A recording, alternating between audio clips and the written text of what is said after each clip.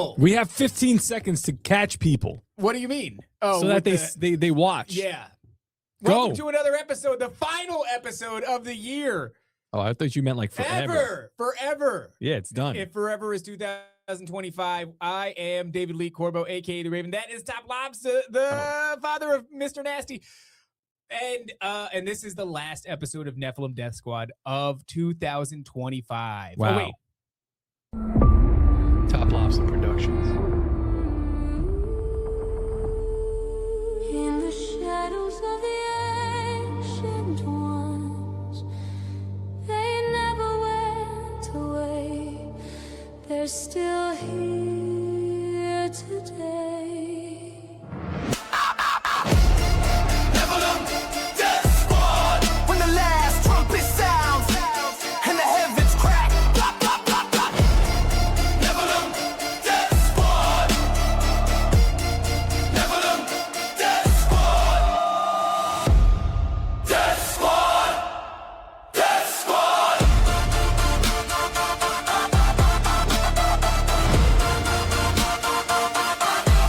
Death Squad. No, it doesn't not work. connected. It's not connected. Oh, That's what was supposed to happen when I pressed that button, but it didn't work. We would have been here a lot sooner had we not. The internet just crapped out. On I know there's not a fog machine. We should, of all days, we should have set the fog machine up today. I know, but what if that water goes off? We're in a lot of trouble. That would be really horrifying. Guys, are the lights distracting? Apparently the water only goes off when it detects heat, though. Those are specifically designed to detect heat. What would have gone off instead would have just been the beep, beep, beep, beep. But we could have, I don't know, sandwich bagged the alarm or something like that. Who knows? I don't know what happened here. I mean, we lost internet. I panicked for a second. I got to turn this off. I'm going to have a seizure. Yeah, the fireworks. Years, guys. We're going to do a year in review. And we've not put any thought into that whatsoever. But what we did do was let the Patreon know that we were, looking for some input as to, all the highlight moments of 2025 from everything that came out of NDS and Chronicles and Nef to America and Straight Bible and all these things that we've built up here.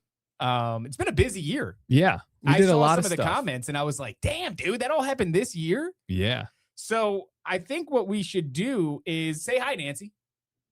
Hurry up. Hi. There she is. There's W's in the chat for Nancy, guys. What a sport. So, this is only on Patreon right now. There's going to be no surprise to you guys. You guys who are listening live right now, engaging in the live chat, you saw Johnny Woodard is for Top and Raven. Thank you, whoever just commented that. Why did you say that for? I don't know. Look at all those W's, though. Nancy just getting W's. Fantastic.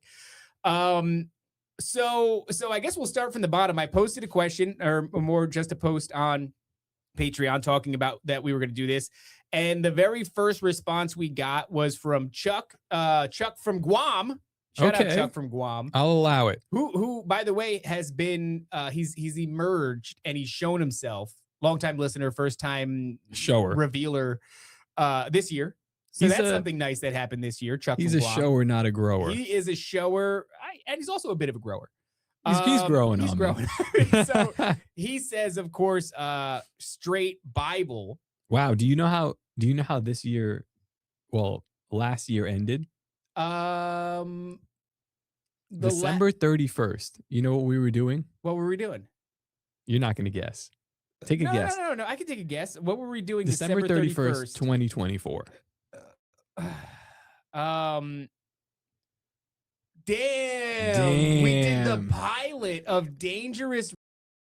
Wow. That's crazy. It was a good show. I mean, it was an all right show. It was an all right show. It was great for the masses. I think that's a good place to start. Yeah, I think that's a good place. You know what? F you, Chuck. Yeah, Chuck. We're going to put you on pause for a second. Man, the pilot No, episode. I like Chuck. Don't say that about Chuck. Chuck. I don't want to say that about Chuck. I don't take it back. So the first episode of Dangerous, which, what are your thoughts on that show? Just a show, like as far as, quality, the type of content we were making, like, what do you think about that show? I thought that it was a good show. Well, I mean, I think it's a good show because I think people liked it. Yeah. Did you like it? It's gonna sound salty, right? But we have talked about this. Yeah, we have talked about this. Even when we were doing it. Yes. Yeah. No. I didn't like the show. It's not what I do necessarily. Right. I think we find ourselves in this situation a lot where we bring on a taller white guy to the show for whatever reason. Is our audio? Somebody said our audio is muffled. Is that true? I don't think that's true, but I'm willing to ask you guys. Yeah, we bring a taller white guy, nearly bald, or at least I see a theme. I don't know what we did there. Is everything all right? I hope so. Audio sounds fine. So you don't listen to who said that? Fucking Still Reserved. All right. Maybe your phone's broke. How about that, dude? Maybe you got wax in your speaker. So you were saying we bring on a tall white guy. Yeah, this is what we do. This is with little to no hair. Tall white guy, little to no hair. Yeah. The less hair, I think the worse. Yeah. Yeah. There's a healthy in between, whereas like a little bit of hair is actually great. And then it changes the dynamic of the show of what we're doing. It does. Wildly. Does. We go to like extreme politics or straight Bible. Yeah. Well, I'm happy where we are now. I feel very much the same way as you in regards to the content we were creating on Dangerous. I got to say, it held... I'm not doing this. Thank you. There he is. It held a special place in my heart. And the reason that it did is because Dangerous was something that I wanted to do for a while. And if you remember, I was always pushing for it, but there was just never an opportunity that presented itself. It didn't make sense at the time. Mm-hmm. We kind of came up against that a multitude of times, but I just knew that something there. That was good. That's a good usage of the word. Now, multitude's a word. No, it is.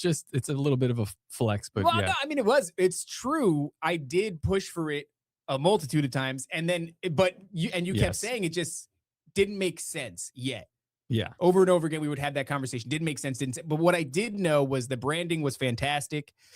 And even the formula, I think, was a winning recipe. But at the end of the day, once we executed it, it wasn't what I wanted to do. It was good because we're good at doing it. We're good at a lot of things, dude. But yeah, I could do a front flip. The reason I didn't like it, and it's not a knock on our co-host at the time, it was exhausting for me. Like to do, to keep up with politics in that way, which is what it was. It was a political show that we kind of made fun. Like what really was fun about it was just the intro, which is something like a boomer clip that he would send us before the show. I'd edit it in. Yep. And then we'd go in, we had a good intro. And then we had some topics to hit, and we're like, is Ian Carroll? It was like, yeah, well, that was a lot of fun. Those moments were fun. But then when it came to like, what's Thomas Massey doing or something like that, it was like, dude, I don't care. I was just looking at at this one. It was like Kash Patel says something, and I'm just like, dude. Here, this is the description for it. Is this AI generated, or did we type this up? AI, yeah. So they begin by analyzing the impact of H-1B visas on the American workforce. Can't believe we ever did that. The conversation shifts to Elon Musk examining his role as a polarizing figure in tech and innovation. And then we're talking about the trio also delves into the rise of Vivek Ramaswamy. I'd rather fucking myself, dude. And it's not. It sucks. It does suck. It's not that we have we're talented, right? We have a skill set. We the best. We the best. We entertaining, right? That's my shit. All those buttons. All I those need buttons. one. Press all of them. But it was like lowering. This is what I said. I had to lower my ideas to engage in a thoughtful way. And we're very much doing the same thing. No. My ideas are, well, it's sort of kind of. I mean, he brings an element that like, okay. Like, what are you talking about? What do you mean? If you have the ideas that we have, and then you're like, let's sprinkle politics in there pretty much every single time. You know what they both have in common? What's that? I didn't realize this. Big Timothy Alberino stands. Dude, they are. What is that? That's bizarre. What is that? Big Timothy Alberino enjoyers. I think it's like the politics thing and the boomers thing. Like something. There's an age range. That just, you look at a guy dressed like, maybe it's just being a big fan of Indiana Jones. It's being like over 50. Yeah. And so enjoying. And then going Indiana Jones. Yeah. Dude, I'm going to be perfectly honest with you. When I was a kid, really enjoyed those films. Yeah. Really enjoyed those films. When I was a kid. So I get it. I get it. You want to see a man reach into another man's chest cavity, rip his heart out. Very, very cool. Very cool. I like when they do the like they spring the traps and somebody gets like blasted with some sort of toxic smoke and it melts the skin off their face. Something cool like that. All right, very cool. But yeah, every day. Every day. I mean, I appreciate the dedication to the bit, but yeah, it was a game. Why am I getting? Oh God, no! You Yeah, guys can't hear it. You guys probably can't hear it, but I can hear it. It's just a brutal echo. What is that? You got to make that stop. sorry. Oh, it's not stopping. Okay, it stopped. So, I saw Alex Jones say yesterday, maybe yesterday, the day before, that is the new Based. Yeah, and this is a full year ago. You see, like this is how far behind they are. Like we've already branded it and burned the bridge. And burned the bridge. There's a little part of me. I mean, look at my has the dangerous. You can't holster. even buy those anymore. That company's These out are of business. Fucking exclusive. Yeah. All right. Like 7 of you guys got this, and that's it. That's all that'll ever be made. But my point is, God forbid they get arrested for it. So you're a self-proclaimed dangerous. To jail. Why'd you shoot that man? So I look at that and I go like, was that us? Because I know that was, and you could see it coming back in this big way. Yeah. But did it ever leave? I don't think it ever left. No, it never left my heart. Yeah. Did we and hey, this is to the chat. You can tell us or tell me, because I'm the one posing the question, if I am too full of myself.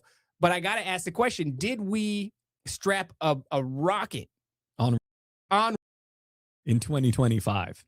It was 2025 for you guys. Ours in the chat. And then we just left it alone. We said, we just blapped away from it.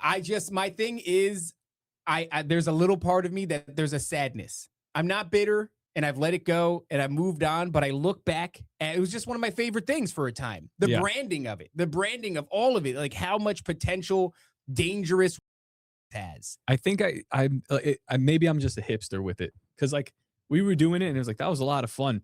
And then other people were like, yeah, I'm totally too. And then you look at me like, you ain't fucking, you're not you're just regular. Yeah, that's different, dude. You were flirting with Blair White. We seen you. Ooh, I like Wedgie Sora said, you were in on a bit early. You might say pretard. we were pretarded. That was good. That's a banger. So, I mean, I dripped a little pretard on the floor. Don't say that. That's gross, man. I guess we should jump straight into it then, because the entire year kicks off with that. And then it just goes up in flames. Well, no, I mean it builds at crescendos for a while. For a few months. When does Bohemian Grove happen? March. Does it? Shit, I don't know. Say there. Oh, June. Oh, Thank it was you, June. Nancy. Thank you, Nance. Is your water boiled? Hey, have you made your noodles? Yes. Okay, good. Nice. What were you boiling water for, Nance? Was it noodles? Just pour it on her skin. Oh, coffee. What? Oh, were you doing like what are those things you put on the stovetop? It's like a percolator. This is how Nancy stays so white. She just boils the water and just pours it over her skin. Yeah, she likes the way it feels. Yeah, any kind of pigmentation comes off in the morning. She sees a freckle, she's boil it off. That's Nancy, you're disgusting. I like her though. I really do. Nancy was a great addition in 2025. Yeah, I wonder if she'll stay around. I don't know. She comes and goes, in and out of the astral realm. Just don't put her shit out tell there. all her secrets about her lucid dreaming, and she won't. She'll keep coming. Yeah. All right. We all learned a valuable lesson, and mine was to not share Nancy's secrets about astral projection or lucid dreaming on the show. And I won't do it again. And I'm sorry, Nancy. That's I promise fair. I won't do it again. That's a fair compromise. I think that's fair. David, how much time do you have today? I feel like you got to leave. I have to do rotors and breaks. Yeah, I don't care. At your house. I feel like I told you I don't care. I can't do it in my apartment complex. I'll get demerits. Let the record show I don't care. I know. That's the problem. And it's, it's 12:47. The sun goes down at 2. Well, don't tell people. This is evergreen content. All right, whatever. Anyway, I get that's weird that it took as long as June. I could have swore this all happened like at the beginning of the year. 6 months. It took 6 months for us to do this show. Yeah. Build it. How many episodes? You know what I do want to go through really quick? I want to look we were playing footsie with him a little bit too. We were going on his show. He was coming on our show. Oh, we had gone on Liberty Lockdown? Yeah, I think a few times. That's right. We had. So let's see here. We got as many as 15 episodes in. Wow. May. Yeah. We're doing them weekly. Once a week. We were doing them weekly. Let's see some of these cash. So episode number 2, Kash Patel confirmed as FBI director. Just very things that I couldn't care less about as we stand right now. But people liked it. I mean, I lost the email, but there was actually, I'll share a little inside baseball with the chat. We had an email for Dangerous. I think I'm still on it. Oh, can you please check it? Why? Because I've been communicating with this guy. Seamus? That guy. Why? I told him, it's funny that you communicated with him. I communicated with him. I said, dude, you got to stop. No, That's I told him. said. So Seamus is a Have guy you been pretending to be Clint Russell? until I got a new phone, so I got logged out. So I don't do it anymore, but I would check in like every couple of weeks, and Seamus would be like, Trump is a double secret agent, white hat, black hat. He's always talking directly to Clint. And he's like, Clint, you have to understand that you can't look at this Q stuff. You can't be involved with this. Trump is doing this. Trump is doing that. And I would just like go to Q proofs, copy, paste. No, you wouldn't. Check the fucking. That's the funniest shit in the world, dude. I forgot to tell you. Oh my God. Yo, you have so much fun sometimes, and you don't ever fucking let me in on the fun, dude. What? No, I'm going to look at it, dude. Let me see if I'm still logged into it. That's so funny. So I would tell him, I'm like, you're just not trusting the plan hard enough, Seamus. Oh my God. And then I'd sign off / Clint Russell, Liberty Lock Pod. Yeah, and I get it. Seamus, Clint, Tucker is an idiot. Figure it out, sent. bud. Check the sent. Yeah, so we'll check the sent. You'll see the last one that I sent to him. Oh, you're sending to him too? I sent it to him. I said, oh my God, this is so funny. What did I say to him? I don't even remember. You said, when Q said you are watching a scripted movie, were they just talking about, dude, you literally hit it with a whole, this is Q proofs. This is drop number 4,964, drop number 4,419. You have it all in quotes. Q post 2,126. Dude, you have really been going crazy with this guy. Dude, I can't believe you did that. But I said something to him. Oh, okay. The last one that I sent to him was Seamus. For the love of all that is holy, stop. No. This isn't Clint. David, the voice of reason again. That's what I did. That was the last. I think this is what we got from 2025 too. I can't believe you fucking did that. David becoming just a huge.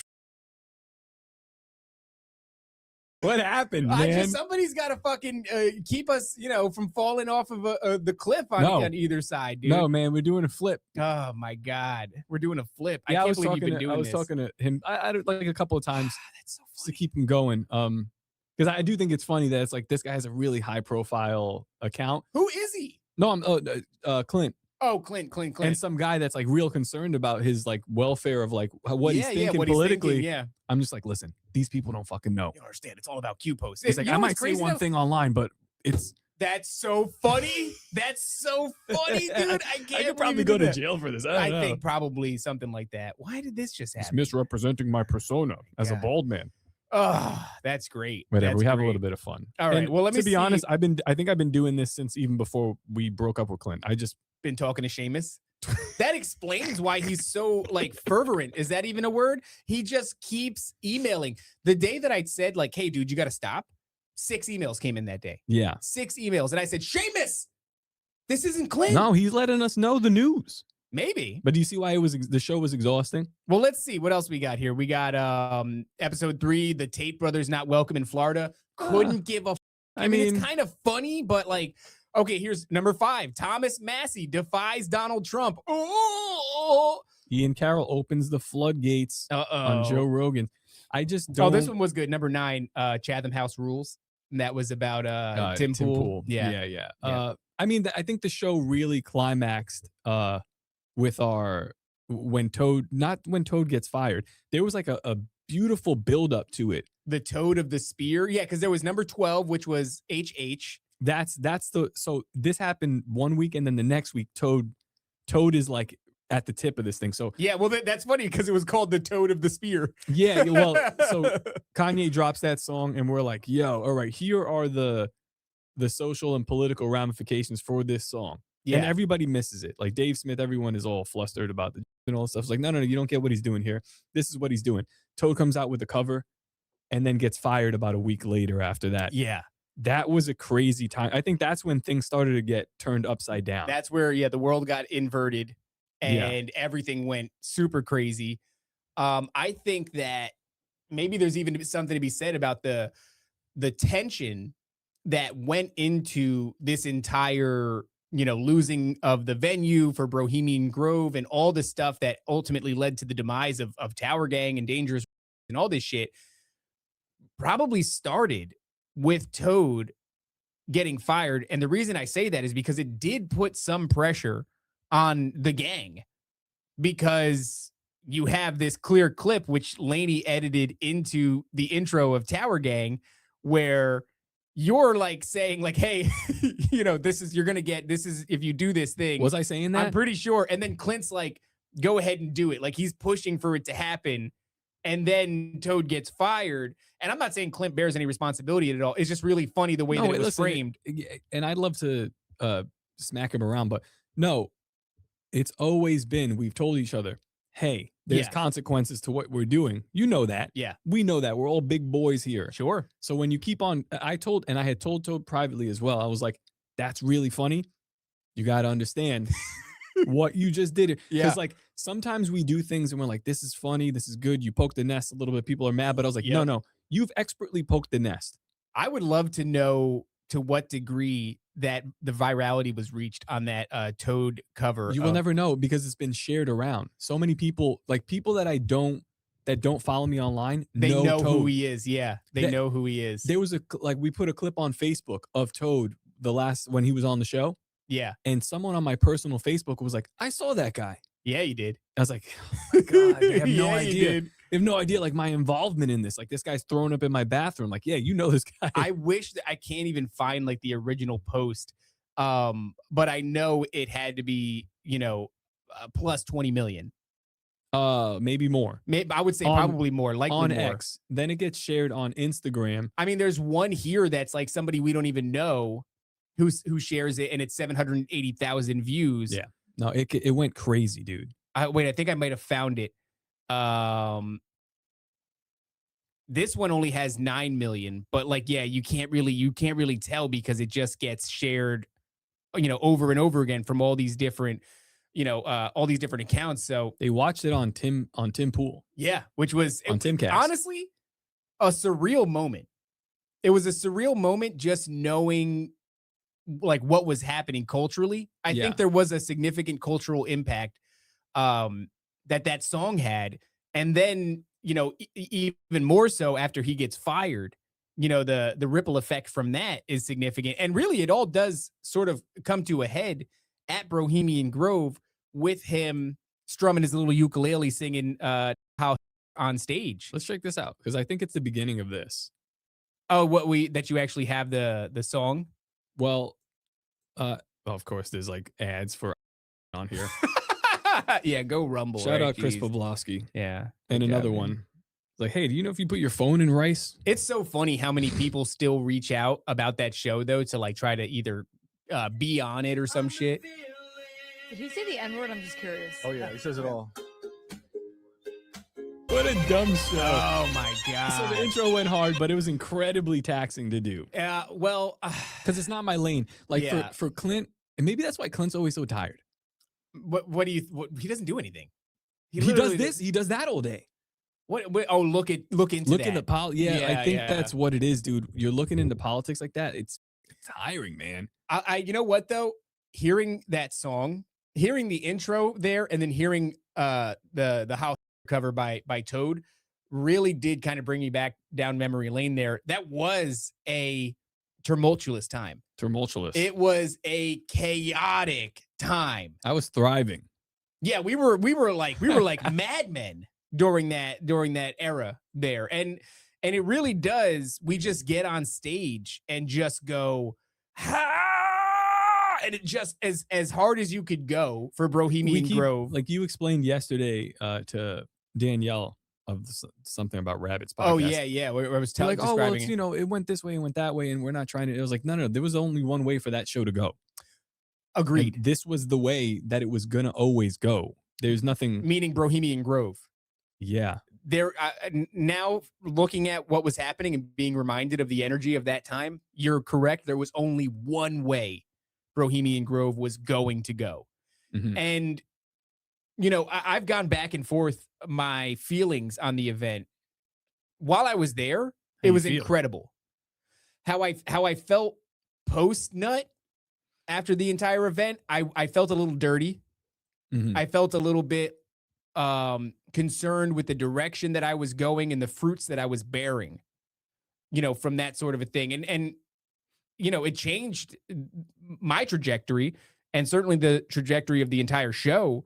But now that I stand in arguably a better place, and I think that the fruits that this thing we do now bears are much better. So now that I'm in this place where I'm happy with what we're doing, I look back at that and I go like, yeah, man, that was some shit we had to go through. Yeah. There was no way. We were fighting a bit of a war there. And we were in the trenches.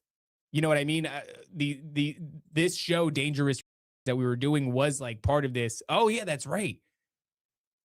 Yeah, this was the explanation of what happened after we lost the venue. I put some this studio looks way better. Yeah, I mean, it's, you know, cameras, but it functions. We had actually called the owner at this time. You didn't meet him. He was the guy that came up to me. Yeah. But we edited it out of this clip because I didn't want to put his voice on. But this is us. If you guys are ever interested and you're like to understand the fallout between me, Clint, I guess it's specifically just me and Clint. Man, he looked rough back. I don't know what he looks like now, but he was looking. Yeah, he wanted more of a downward angle. I was like, how about you just get rid of the double chin? I think because I look very young and exuberant. He looks very rough. But yeah, so over here, I mean, Al was actually in the room, our videographer, because we did come from what is this into the fucking thing? We came from the venue and then recorded this right after. So like, if there's ever any doubt as to what happened, you could just go back and watch that video. Oh yeah, it's all there, and you know, for posterity. Yeah, but there is a part that was edited out. We called the owner of pretty much the entire town. Yeah, spoke with him about it. He told us that we should sue. Yeah, yeah, it was crazy. It was really crazy that we were engaged in a real. He looks like a walrus disguised as a human in that clip. That's not nice. Elohim, stop. That's our friend. Who doesn't return our phone calls. So yeah, man. I think there's no way to really emphasize how much of a fight we were in. We found ourselves in like a philosophical censorship, you know, sort of battle war. And we were, for that period of time, I think some of the loudest voices in that conversation. Yeah. And nobody cared. Nobody cared, but it did a number on us. I think it aged me probably 5 years, I would say, after that entire event. And there he is. He's in the chat. He's still, that's unfortunate. Well, you know, can't win them all. Yeah, be that way. Man. And then, then that all leads to the fall of Tower Gang, which, you know, feels like a long time ago. It was just fucking 6 months ago, 7 months ago. Yeah. It's June. Yeah. 6 months ago. Yeah. It's crazy because this all happens within like 3 days. So I mean, whatever. That's 2025. That's the beginning of 2025. That's the middle of 2025. The middle of it. But really what seems like the beginning. I think somebody got assassinated.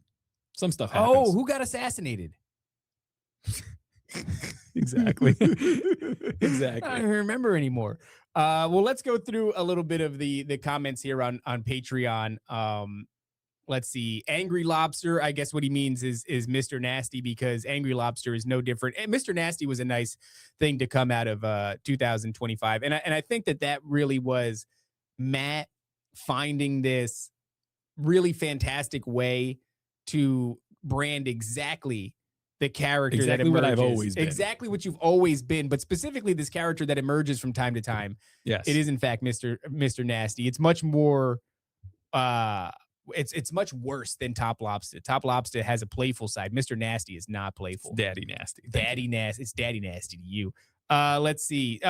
Joey on Patreon says, I know it's recent, but the In the Graves disease bit specifically had me pulled over catching my breath. I'm glad that you guys like that. That was a fun episode. Always love talking to those guys. Hidden in plain sight. That was I guess we could talk about that a little bit because that was a return to comedy for us in a way. Well, which is nice. We'll get to that.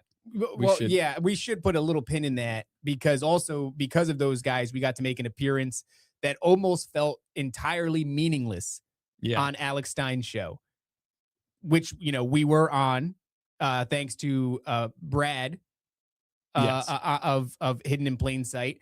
And it was kind of a little bit of a strange experience. You remember this guy? The Pope? The Pope. No, the last Pope. It just I'm trying to go through the episodes. The last Pope. That was a fun episode. Who did that with us? Was that Donnie? No, this was actually a very fun episode. Why I remember it. Oh, the Asian dude. Yeah, there's some Asian dude from TikTok. Brandon. I'm sorry, Brandon, not Brad. Yes, thank you. Brandon. Thank you, JJ. Right. So we did this. This episode's important. Episode 136. This airs in March. In March. This is a big guy on TikTok. Yeah, like millions of views on TikTok. He's going to tell us about why this is the last Pope. He came on, which is the prophecy of Saint Malachi, I believe. Had really no information. Zero information. He asked me to edit out part of the episode where I was talking about transsexuals on the White House lawn. I told him, no. Yeah. Kick rocks. Never spoke to him again. But this episode sticks out for me because I was late to this episode. You started it without me, which never happens. Oh, yeah, that's right. Because I was checking out the venue for Bohemian Grove. Wow. Yeah. Man. This is like when these things were all coming into place. So 3 months in advance, I was nailing this down, and then I ended up shooting back just in time. But we're like, I remember this episode because I was like, okay, we're going to be building something really cool in this specific area. Yeah. And it's going to look like this. That was the plan. That's the plan. This is when it started. And that's the same month that I moved here. Oh, that's right. So I moved my whole life out of the hood, finally liberated myself from, the shithole that I was in, the converted motel that I lived in, and moved all the way here to Lady Lake. It was a crazy time. Yeah. I mean, just within the context of like building a studio, running a show, moving your life, getting ready for Bohemian Grove, checking out venues, engaging in this gigantic, battle on X, having these shows fall apart, adding shows, like it was crazy. Yeah. It was so crazy. What a chaotic time that those few months were, like March, April, May, June, just blap, blap, blap, blap. A lot of like starting and stopping. Like I felt like, all right, we're doing stuff, and then we put it to the side. Then we make some like major things happen. So at that time, you moved here. Clint moves here shortly after. And like it feels like everything is about Neph to America with messages from mom. We have to start doing Neph to America. We'll get to that. I would love to start doing that again. We've just been so busy. But yeah, I mean, Clint moves all the way from Miami to a fucking broom closet. Yeah. You know what I mean? And I've talked about it on the show too. Like I understand a lot of his resentment, because it was like, I moved to a nice little apartment with high ceilings, and it's a 2-bedroom and it's a cute place. He did move to a shithole. He did that himself. He did do that himself. This is a guy who's a millionaire. Yeah. Who, if you want to live, I mean, to be honest, you guys were paying similar rent anyway. I don't know. Well, I think what he did want to do was like convenience, live across the street from because think about that setup. If it wasn't a shithole, you live across the street from your studio, you live next door to the theater that you're supposed to be doing live events at. Like that's a kind of a cool setup, so it's beyond convenience. It was like, this could be dope. It just all ended up not fucking going that way. the thing is though, when life doesn't go the way you think it goes, do you just like pull the plug, or do you remain steadfast and look and wait for the dust to clear and see what the next avenue of opportunity is? You know what I mean? So I will always say I understand the frustrations that he was going. A dude didn't even have a fucking a washer dryer. He had to go. He's a millionaire. He's never had to wash his laundry among black people. It makes for very good comedy though. It does make for He's excellent comedy. Yeah, driving a Corvette to like some rundown, which is hilarious. It's so funny. It's so funny. But again, it's like you're doing this to yourself though. Yeah, and when it like, all fell apart, this is like me going to Jamaica and then being like, what the fuck? Like, Yeah. Like you went to Jamaica. But see, that's my thing though. Is like it fell apart for all of us, right? Yeah. But like you've got a wife and kids and a mortgage, and I've got a wife and kid, and I just moved to this new place. He's a single bachelor who's a millionaire. Mm. Who gives a shit what falls apart? You know what I mean? Like, but it did seem like he took it the hardest, which is, whatever. Who knows? I'm sure that our perspectives are biased. But I didn't have an opportunity, or I didn't have the ability to fall apart. Yeah, I literally had to dig my heels in and go, okay. I suppose it was that. It was the way, I think it was the way out. Because what happened was like, I think the disagreement was like, I told him, you're just not going to talk to me like that. Yeah. You're not like, I've done everything here. What was an apology is what you were looking for. You were saying, hey man, like, or you don't mischaracterized this shit. Not just, I don't care about an apology because most of the time people don't mean it, but I'm like, you're not going to fucking like going forward. You're not going to talk about me like that. Right. Like I did all this, and that's like, and then that becomes like this weird spiral of like me, which I, in a sense, is correct. Like, yeah, I can't let people take advantage of me because I did do all this. But then you can't do things. You can't do things and then go, oh, me, like, I'm the guy. Look at me. I don't want to do that, but I also can't let you run me over like that. Yeah. So I was like, hey, realistically, what happened here is you packed up a truck full of stuff, which is really just like your kitchen table that you had boxes on top of. And yeah, because he came from a fully furnished. Yeah. And then you moved over here for an opportunity that would have been worthwhile when it dropped through no one's fault. I mean, we're going to blame Owen Benjamin for something that he did, No, 10 years ago. Like, it was nobody's fault. It just wasn't the place for us. It wasn't what we were supposed to do. Yeah. What we were supposed to do showed itself. Yeah. And unfortunately, it's like, listen, maybe it could have been my fault for not vetting the place properly. But I know the guy who owns the town. And yeah, kind of had an in there.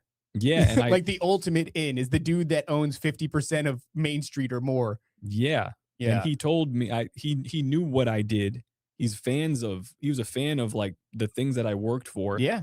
And he was like, yeah. Here's all the lights were information. green. Yeah, go do this. And I was like, all right. Some red lights were like, this guy's clearly Yeah. But I'm like, I don't know. He doesn't own it. Show me a theater manager that's not.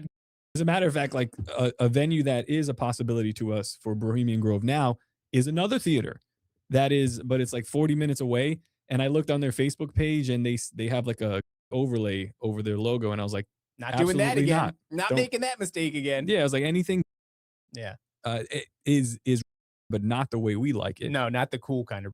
Yeah, so he's like, "Hey, Top Lobster, I got a new theater. You see, Yeah. it seats this many, and it's like it's a nice little theater too. It'll be a good spot." And It I'm just looks like a cool spot. no, you If know you're what? doing gay shit. Yeah, and what we're doing now, I think, is probably more offensive to them. Well, that's the thing is what fell apart had to have fallen apart because we couldn't have moved this close to God with Clint. I don't think we would have made that move. Or maybe we would have. I don't know. I mean, I know there was a time where it seemed like he was coming to, believe in God and then try to define what God was. And, he's leaning towards Christianity. But I just think that a time came for us to make a definitive step towards Christ. Wouldn't have been able to do that with Clint.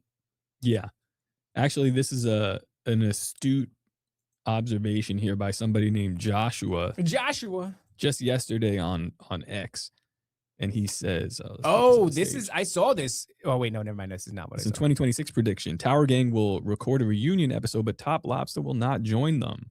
And then Lainey put that there. I just said, these nuts.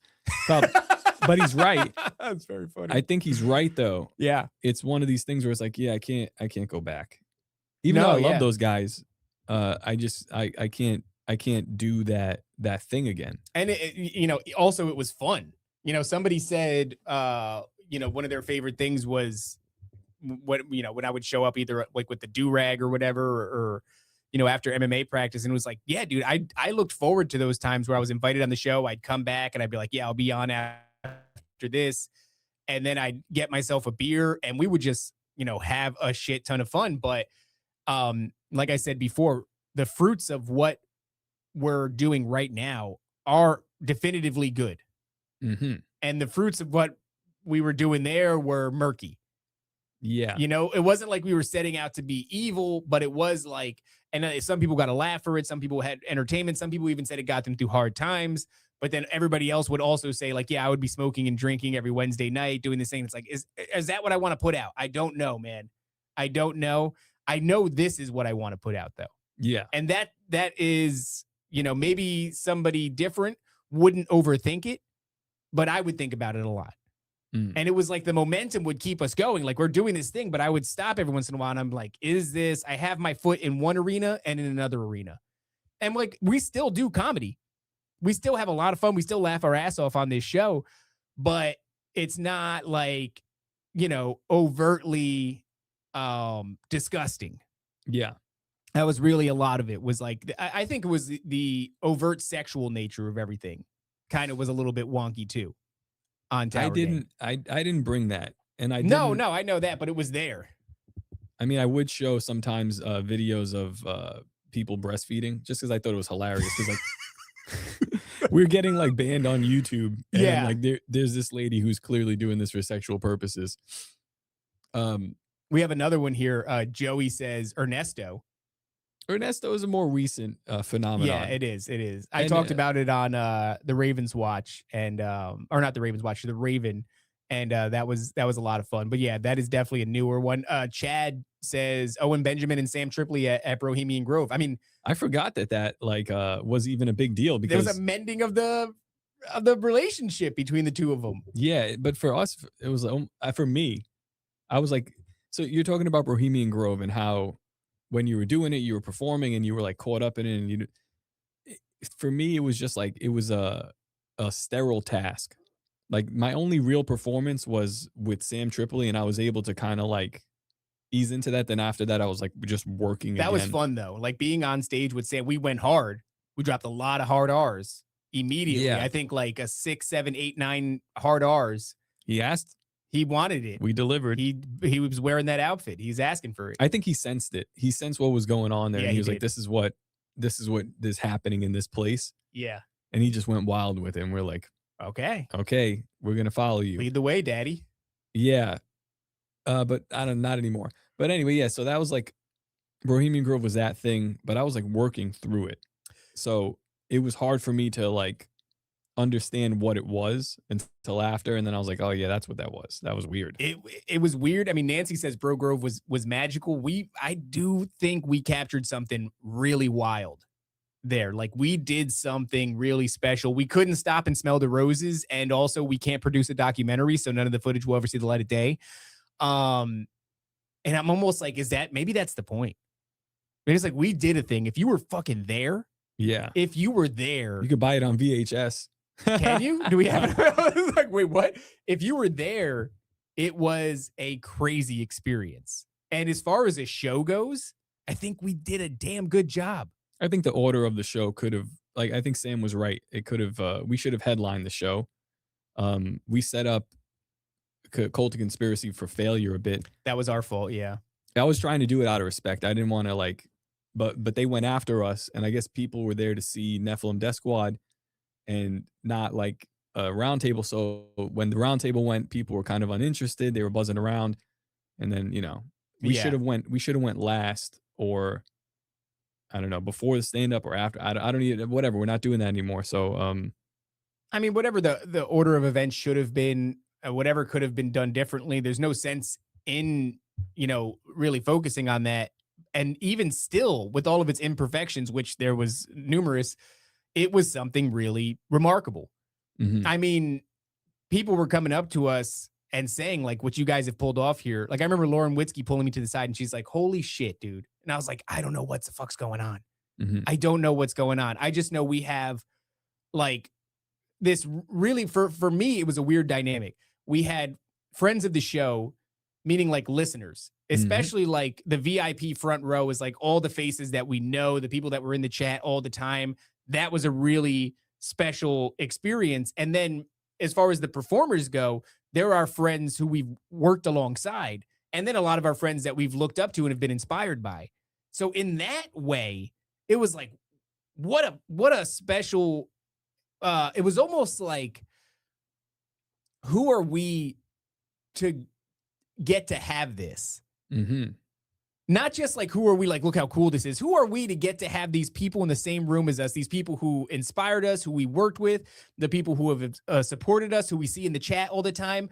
Who are we to be surrounding ourselves with these people right now? And that's why we put Nephilim Death Squad second. It was like the middle of the show, because it was like, on day one. yeah. Because we're like, yeah, who the I'm gonna headline for Sam Tripoli or Elijah Schaefer or Jake Shields. Is like, no, it doesn't make any sense. Yeah. Like we're a conspiracy. We're gonna do that in this day, sort of. And then we're paying respect to like a podcast who is bigger than us, Cult of Conspiracy. Yeah. So like, all right, they're gonna go next, and they're gonna lead up to. We had Brad Binkley there. We had it was a. You know what's funny? The Trump impersonator. Oh yeah, good timing. I was watching Righteous Gemstones, and he was on the show Righteous Gemstones on HBO, and I'm looking at this guy and I go, I know this fat fucking guy. familiar, dude. Weird energy, bizarre guy. But I'm looking at him, I go, I'm pretty sure that's the fucking Trump impersonator. And it was hard to find him because he's like very obscure, but I did find that it was him. So I'm like, damn, dude, how weird is that? But yeah, man, I mean, even the magic of what happened on that stage, you have those guys, Cashman, Elijah Schaefer, Jake Shields. You know, I don't think Binkley was up there, but it was like, I went over and it was like the Towers moment when the towers got struck and they went over to George Bush Jr. and whispered in his ear. I go up and whisper in Cashman's ear that like Israel just struck Iran or whatever the hell it was. And he was just like, what, dude? And then the news broke on the stage. And then the Trump impersonator gets up to read Trump's tweet about the bombing in the Trump cadence. It was fucking crazy. It was crazy, man. And what's really weird is when it's over, you know, you're there in a working capacity. So it's just like, all right, on to the next thing, on to the next thing. Now we got to rush out. Now we got to go to this VIP dinner, which, by the way, was really cool. Yeah. The VIP dinner with all the people who support us, just being able to hang out there, eat, have some drinks, and like end the night that way was really dope. And then it's done. It's just over. And all of the months of preparation and the stress, I mean, like, it's done. And you're just standing there like, holy crap, dude. It's over. You know, you almost don't even know what to do with yourself after that, except for exclaim, we're never going to fucking do this again. Oh, this is a cool one. What is this? Man, yeah. Yeah, this is these guys on the stage. This is their little reunion. They called us up after a while, so we got to join them and I mean, just that is like, you know. This was another one though. Like I took myself off the stage. I think I gave the mic to Shane Cashman or something like that. Because I'm like, I don't really belong. Yeah, I gave it to Shane. It was a real weird moment. A lot of fun to do. After losing that venue, like this came together really, really well. Like the stage, the decor. Yeah, I know that backdrop was a little bit baggy. I couldn't figure out a better way to hang it. Me and my cousin Gabe hung that up, and just the table arrangement, like everything was like. I actually made that table. Yeah, I cut that table out of wood, and then we did some weird stuff for it. But it's like I don't want to toot our own horn too much. I mean, I know that's kind of what the episode was about. But Chuck from Guam said you belong up there. Like, yeah, dude. Look, these people, they are actual talents. We've met a lot of people in this space that are unremarkable. Those guys that were on that stage are not those people, but they're not, honestly, I'm going to say it, they're not different than us. They've just been doing it longer than us. Yeah. We've seen a ton of unremarkable people that are, you know, as high of a caliber as an entertainer or whatever have the clout that those guys have and don't deserve it. Mhm. And I'm not saying that we deserve what they have. I'm saying when we're up there talking to them, it feels like talking to friends. Yeah, they're our friends. It doesn't feel like I'm in the presence of somebody who's better than me. It feels like we're doing just fine, keeping pace with some of the heaviest hitters in our space. And at the end of the day, dude, it was Nephilim Death Squad presents Bohemian Grove. It's still going to be Nephilim Death Squad presents Bohemian Grove. I'm glad that we did it the way that we did it these first few times, and we got a spotlight on it, and people know what it is, and people want to be a part of it. But from here on out, it's definitively ours. It always has been, but it is ours. It does make me sad because like you're looking at like what it was. Here's this is afterward when freaking Elijah Schaefer comes up. He's already pissed drunk. He's so shit-faced, yeah. But these guys like Jose and Clint decided to, I don't know, just exclude themselves from out. I never told them not to come. No, yeah, they just removed themselves. And it's like, man, why'd you do? Who cares about like what you can gain from networking or being on a video? Who like that's, but like it's about a special moment, dude. Yeah, what about like hanging out and doing that thing, doing the thing? Still Reserve said, how will you top that? I don't think we will. I don't think the point is to top that. I think the point is, yeah, I don't want to top that. That was something that will never happen again. That's yeah, it was just a fun thing. I think from here on out, it's really about like fellowship in God. Like we can still, you know, have fun and make jokes and all this shit, but like it's about this thing that God let us build. And if we're gonna build a whole show around it, a live event, it should just be this thing. Yeah. Not like, you know, I've been talking about a little bit that we were gonna have like Sam Hyde. Sam Hyde's never even been on the show.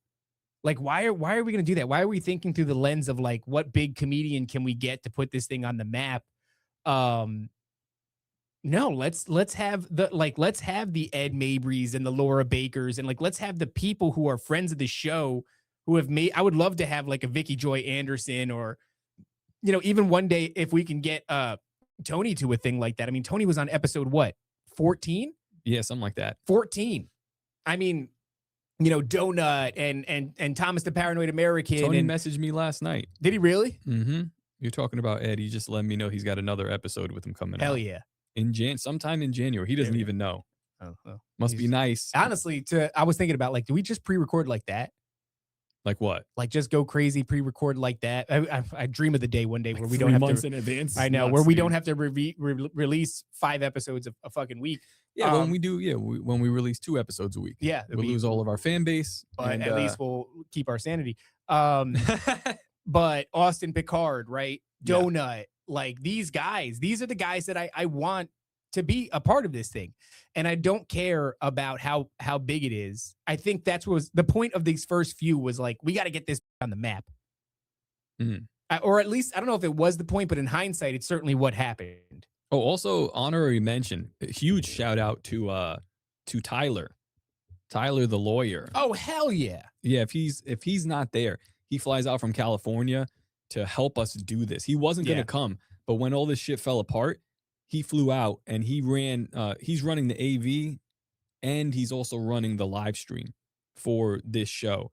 So a lot of what you're seeing and what's happening in the audio cues and shit like that, I'm running back and forth with him. Yeah. But he's doing most of this. He's got 2 laptops. That guy is the man that he came out there and he did that for us for 2 days. Yeah, yeah. I mean, unbelievable. The best. That's just what I want, man. I want it to be, you know, I want Cheney to show up. I just want the people who have been on this show who we consider friends. I want them to be here. We talked to Danny of the Rabbit Hole podcast yesterday. We invited her. I don't think we need, like, you know, Sam and Owen are an exception because Owen's been on the show, because we've been on Sam's show. Like, they are friends of the show. But as far as like comedians go, I think the buck kind of stops there. I think it stops there. Like, those 2 dudes are special to what we do. So I could see them making appearances in the future. Honestly, I kind of want to give this next one a crack with just like not some heavy hitting headliner. I want it to just be like the NDS family. And I don't mean to exclude those guys. I'm just trying to draw some delineation that this isn't an Owen Benjamin, shout out to Jeremy Livesey or whatever. This isn't an Owen Benjamin, Sam Tripoli event. Yeah. This is a Nephilim Death Squad event. And I think it's about time that we make that apparent. And then in the future, we'll open that up again and we'll have those guys on because they're always going to be a part of what we do.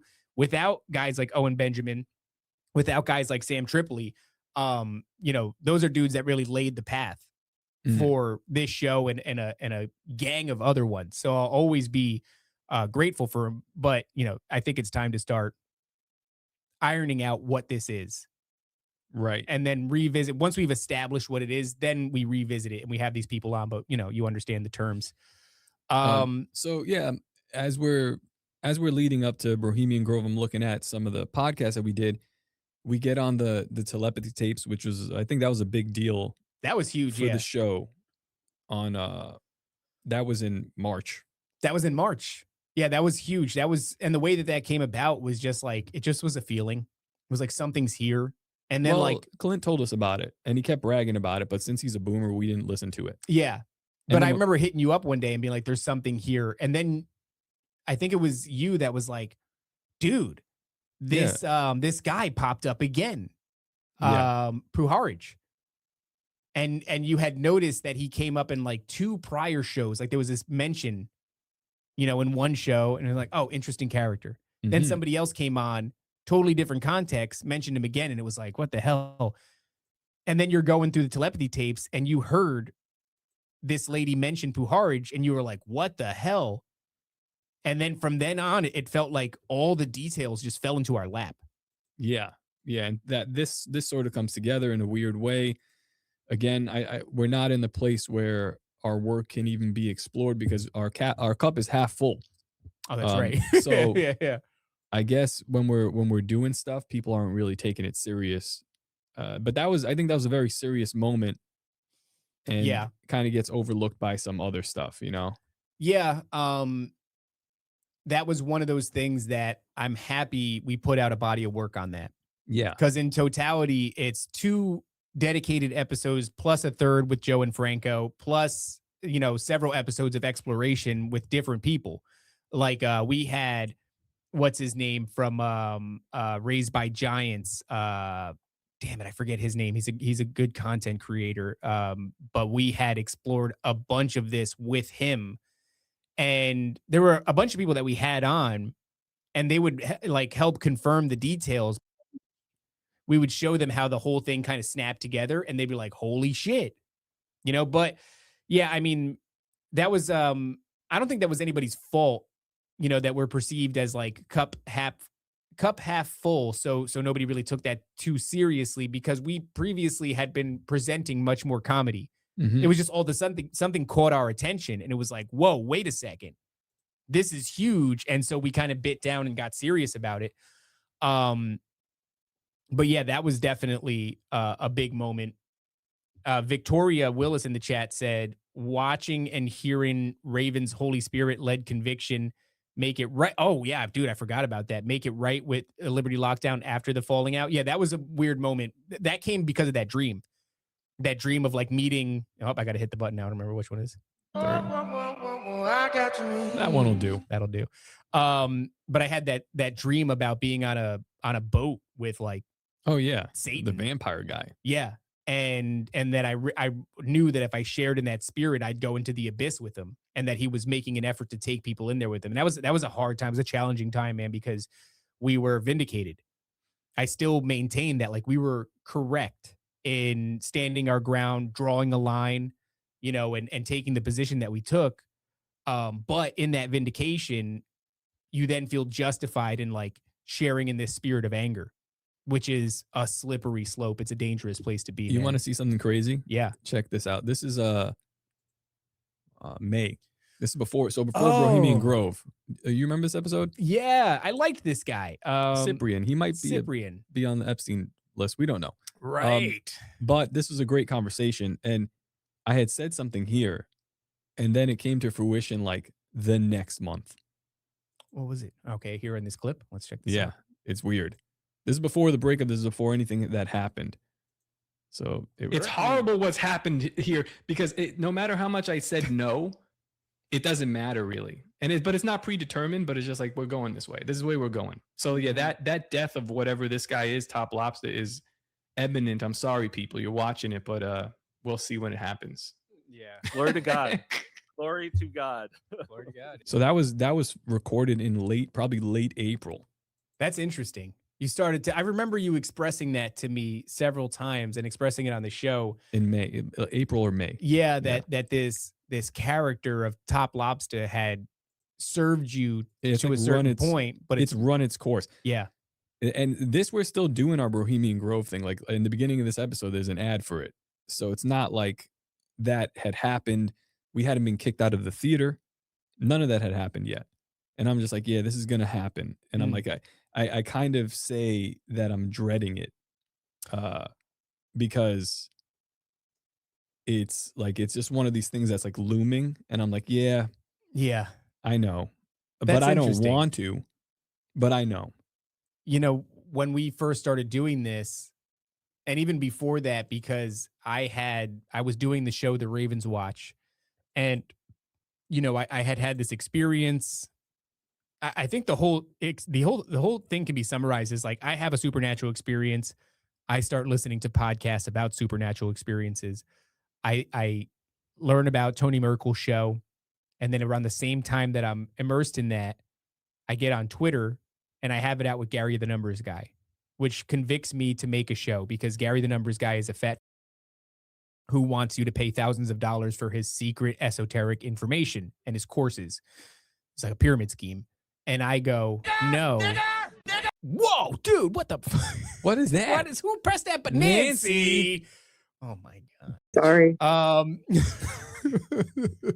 So I decide that I'm going to make this show. I'm going to learn what I can and I'm going to give it away. There's not going to be any courses. I'm just going to tell people what I learn.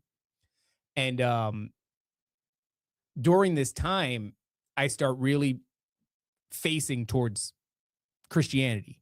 Mm-hmm. I'm like, okay, this is the beginning of my coming towards it. And I used to dread this idea that it was almost inevitable that I would kind of become Christian. Yeah. Well, it's not just that. I didn't like it. I didn't like the idea. And I kind of saw it as a thing that would come to pass. Well, because, you know, I think what I was explaining in this clip is like the same sentiment. Because you know that something has to die. Like you just don't do. Yeah. You don't do both things. You can't. It's interesting because today or Friday, they're releasing this Christian nationalism discussion with Nick Fuentes and that guy, Joel Webbin, who's like this Baptist preacher. And it's like, you just can't do both of those things. But hey, maybe I'm a hypocrite because we're still doing like some form of comedy in a way. I don't think that it's, but I don't think that the comedy that we're doing now is, I guess we do threaten people. And Blue Letter Bible. Yeah, Timothy Alberino.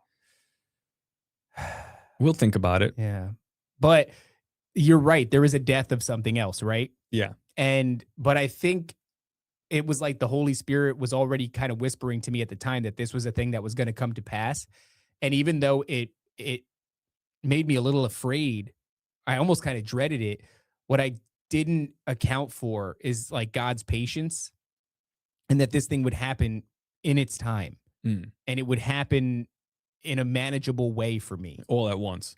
Well, I mean, all at once or else. That's what you fear, right? You fear that it's going to be like this moment that happens in one day on a show. I'm suddenly making this. It's like, no, dude, you will be shedding these pieces of yourself. And look, even though it did happen over the course of like, I guess what would be a few months, like 2 weeks or 3 weeks or something like that. No, it was like 2 months. It was or longer. Yeah. So that this is actually a good point. You don't have to go, right? You're good. No, I'm good. I mean, as long as the daylight is there, so something I can about rotors and brakes. I got to do rotors and brakes. I just need the sun to be out when I do it. But go on. Bohemian Grove happens. Yeah. There's this break. I've also been accused. I guess accused is the right word. I've spoken with Jose since after. We're amicable. I like Jose. He's got his things. Speech impediment being one. Very short. Well, I fanny pack. I can't fault him for that. The same shoes. Yeah. cargo shorts in the winter. What are you Who doing, needs that many man? pockets? Yeah, dude, it's wild. Change. It's fine. We're gonna figure it out. He was like, "Yeah, you guys went Christian," and I was like, "You didn't." And I didn't bring it up to him, but I was like, "You didn't go to Bohemian Grove, did you? Like, you think that like we went like something went wrong and then we went Christian?" I was like, "No, we went we went hard." And then there was a moment. Actually, let's find that moment on the show. Was there a moment? Yeah, there's another moment on the show. I can't remember the episode. Describe it. It's when it like dawned. It's with Vicky Joy Anderson, I think. That'll do it. That'll do it. Let's find it. Go ahead, dude. and We're totally taking blessed. a trip. We're blessed for the people who were graceful with us and had patience with us, who came on our show, even though we were and still are in very many ways, but much more so, kind of monsters. Right? Like a Vicky Joy Anderson who repeatedly shows up and says things like, "You remind me of hanging out with my brothers." Yeah. You know what I mean? Or like an Ed Mabry, where he's with us from virtually the beginning and then is even faced with proclamations from his own Patreon chat where they're like, "Yo, these dudes are dropping hard R's." And he's like, "I know them." You know what I mean? Like, I know these guys. I know their hearts. They're my friends. Could have easily just backed away from us and been like, not touching that. Plenty of people did. And probably intelligently so. Rightfully so. Did they back away from us and go like, not touching that with a 10-foot pole. But there were so many people who are genuine good guys and who stuck with us through the whole development. Like that's a really wild thing. This episode, we were talking with her. God, I love her. She's the best, man. Yeah. And she had brought something up and I was like, oh shit. Like this kind of like brought back those memories of like the whole witchcraft thing. This starts to like, oh yeah. This is what really drives the journey of change. So like Tower Gang ends beyond my control. There's nothing I can really do about it. No, yeah, that was it. We thought about like doing an episode, but like Jose and Clint aren't going to be there. And I was like, this doesn't make any sense. But the other guys were like ready to, they're like, yeah, let's do something. I'm like, yeah, I don't know. Like, what is there to do? Like, I still feel bad because, you know, the way Toad suffers, I guess you could say that, for Tower Gang ending, and then how the content game loses Cole. Yeah. I mean, he messaged me the other day and he's like, man, sometimes I just want to get back in it. And I'm like, don't even. I don't know if that fight is necessary. Tower Gang was necessary. I said, don't do it. You're better off outside this shit show. He sent me the Hail episode, which is a banger. So many Tower Gang episodes were legendary. Let's watch like a minute of it, just how it starts. Cause you want to talk about like memory lane. This show was good. I don't care what anybody says. It's a great show. It was a great show. It was a terrible show. Start with a cold open.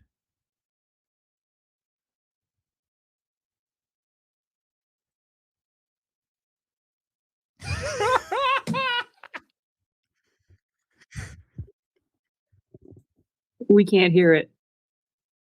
Oh, you guys can't can't hear hear it? Okay. Oh, you know what? It's through that video chat, whatever thing that's going on. Let me see. I saw Nancy earlier said that the end of TLC was a big transformative moment for me. It was, dude. Ending TLC, I was like, what am I doing? I at that point I was submerged. Can they hear this? Can they hear this, Nancy? No. No. That's very sad.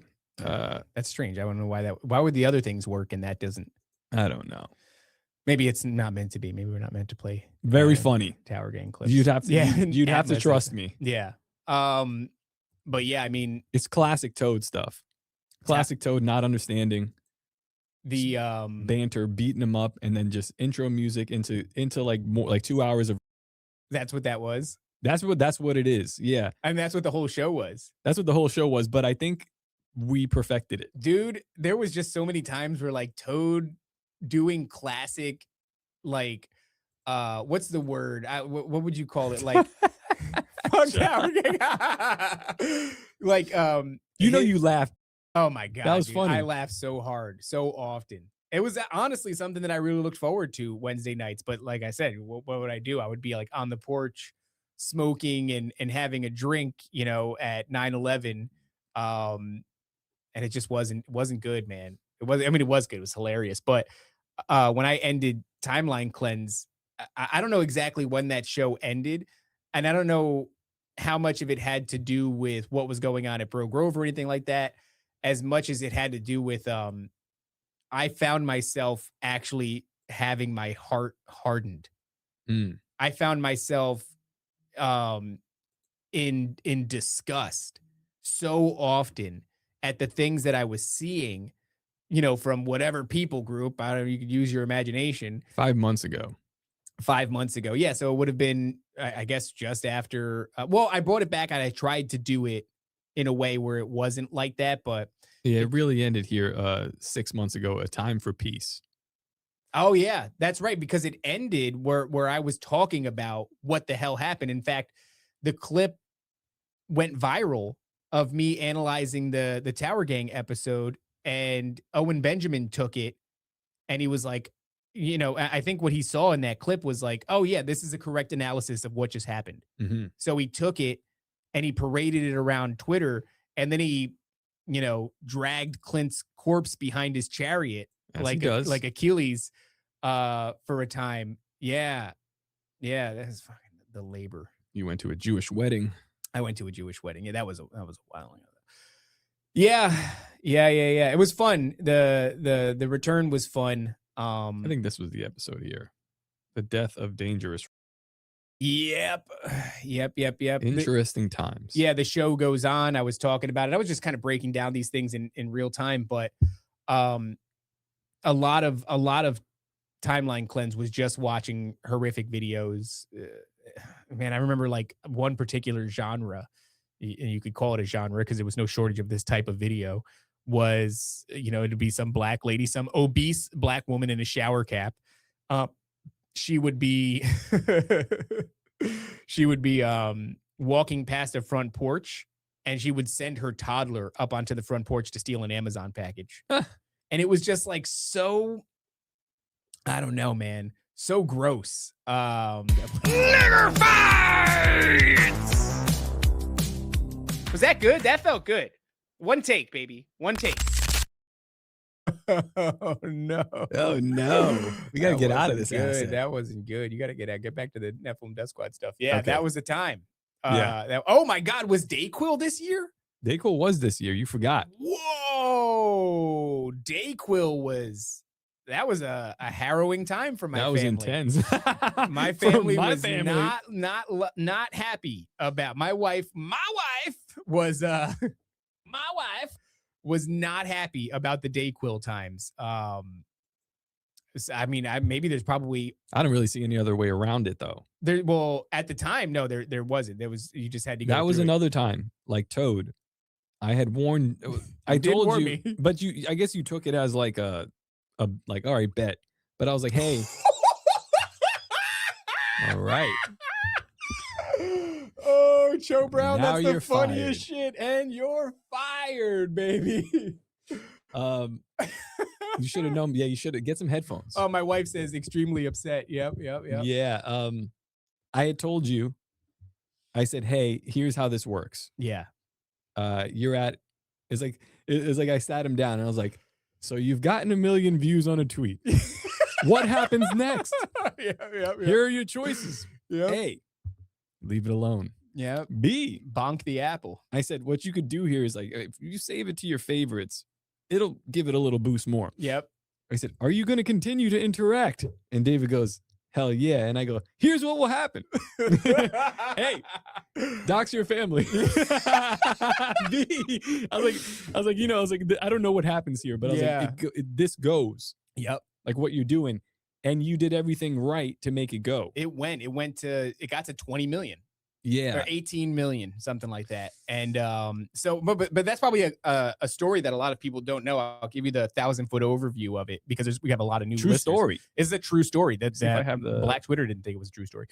My son had once told me that he only had like a couple of friends in school. So one day he came out of school and he was a little bit like, you know, just a little bit down in his spirits. And I'm driving him home and I'm asking him, I said, hey, you said you only have like 2 friends, right? Or something like that. And he's like, yeah. And I go, what, you know, what's the problem with the other kids? And he goes, they're just kind of assholes. And I have my suspicions about what the nature of these assholes are or is. And so I start asking questions. I'm trying not to lead him, but I go like, whoa, What color is their skin? I go like, what do these kids look like? And he goes like, I don't know, man, like regular kids. What do you mean? And I go, okay. I'm trying not to lead him. And I go, I don't know, like, what do they wear? You know, like as if that's gonna, and he goes like, I don't know, Dad, just like regular kids' clothes. You dress like a man. Dressed like a man. And I go, oh, what are their names? Tricky, daddy. Uh-huh. And he starts listing off. Mommy's tricky. He starts listing off these names, dude. He goes, I don't know, like Keisha, Shantina, and Laquanda. I'm like, son of a dude.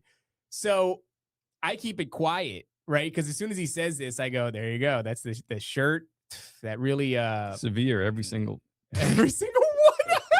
Some people brought this to. Such a crazy Where are you shirt. wearing this? Where are you wearing my this stuff God. to? I can't believe I don't have that. I gotta get that shirt. Montel is a great black name. Montel is a great black name. So what ends up happening is we go silence. A silence falls upon the car. Yeah. And I'm just driving and I'm thinking, motherfucker. And he goes, I just realized they're all black. And I go, and I have a reasonable talk with him where I'm like, look, my man, watermelon mint. There you go. Watermelon purple drink. So I have this talk with him and I'm just like, look, man, like that's going to be the case, but that doesn't mean that they're all bad. And yeah, they're going to like exclude you, but that could also be the case like with a group of white dudes. Yeah.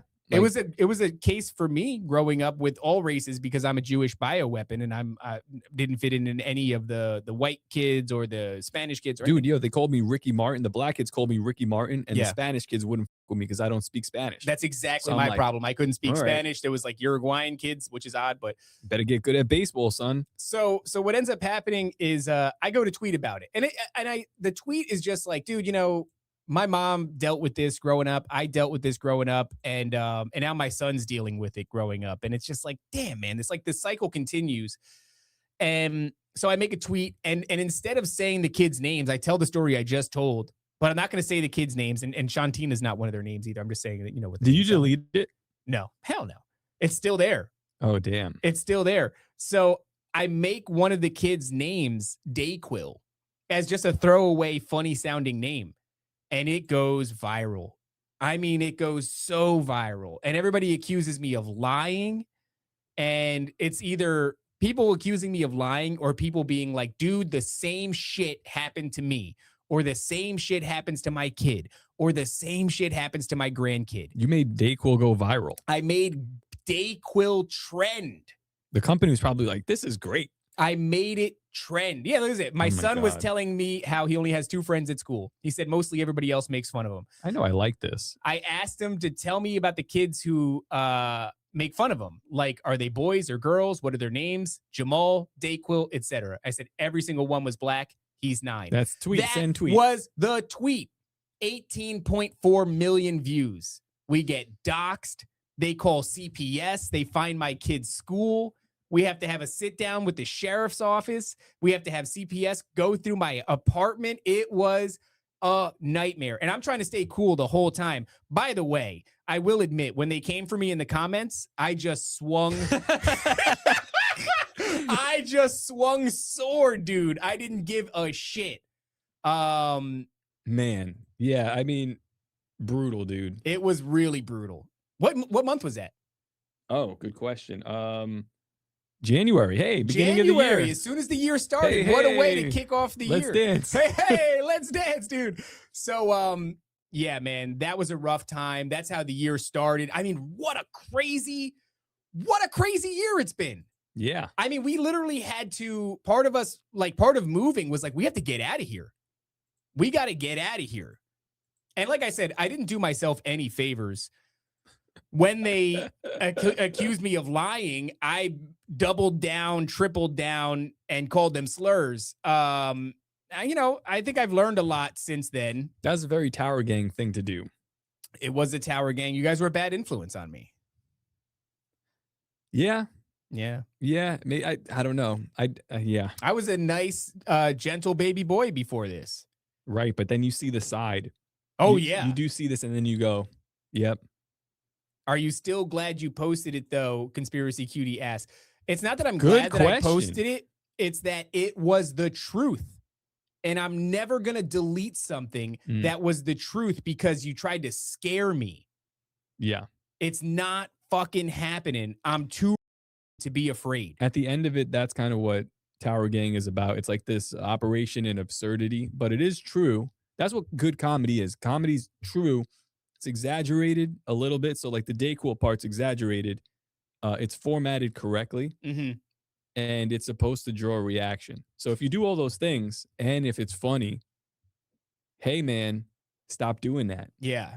Like stop beating up my son. Yeah, maybe stop doing this for 3 generations. I don't know what to tell you. And Yeah. by the way, just so you guys like, you know, they came to my house, they did a walk through the CPS, they found nothing.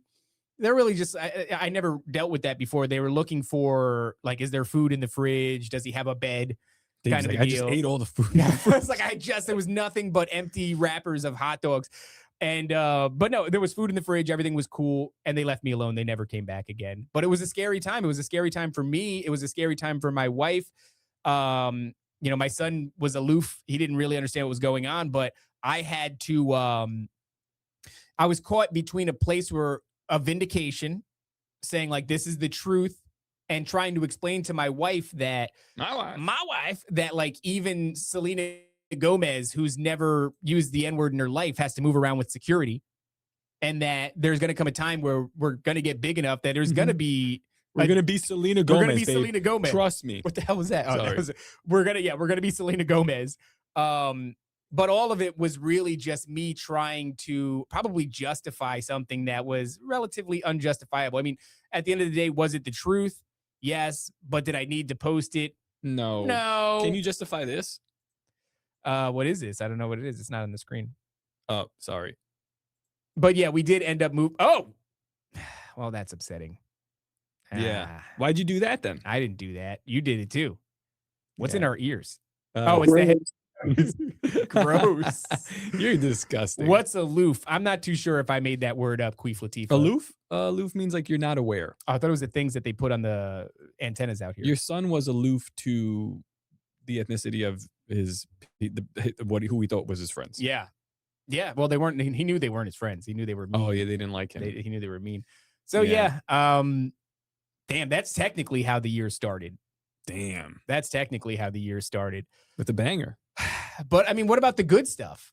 Was there good stuff? Dude, there was so much good stuff. Honestly, and I hate to give him his flowers because Matthew with his He probably several has T's, something against flowers. He probably does. He's like, those are pig and Flowers are like, what are you doing, man? We don't do flowers here. overwhelmingly flowers. the- Flowers don't bear fruit. the response of Petals? so here Qui-Gon Jinn said getting to know each one of y'all better, and the introduction of Matt. Okay, so I guess we'll talk. How does Matt come into the picture? We see a dumb person. We Yeah. swindle him. We go, look at these ears. Look at these ears. I bet you we could pull him any way we want. Just grab him by his giant ears. And yeah, I mean, Mhm.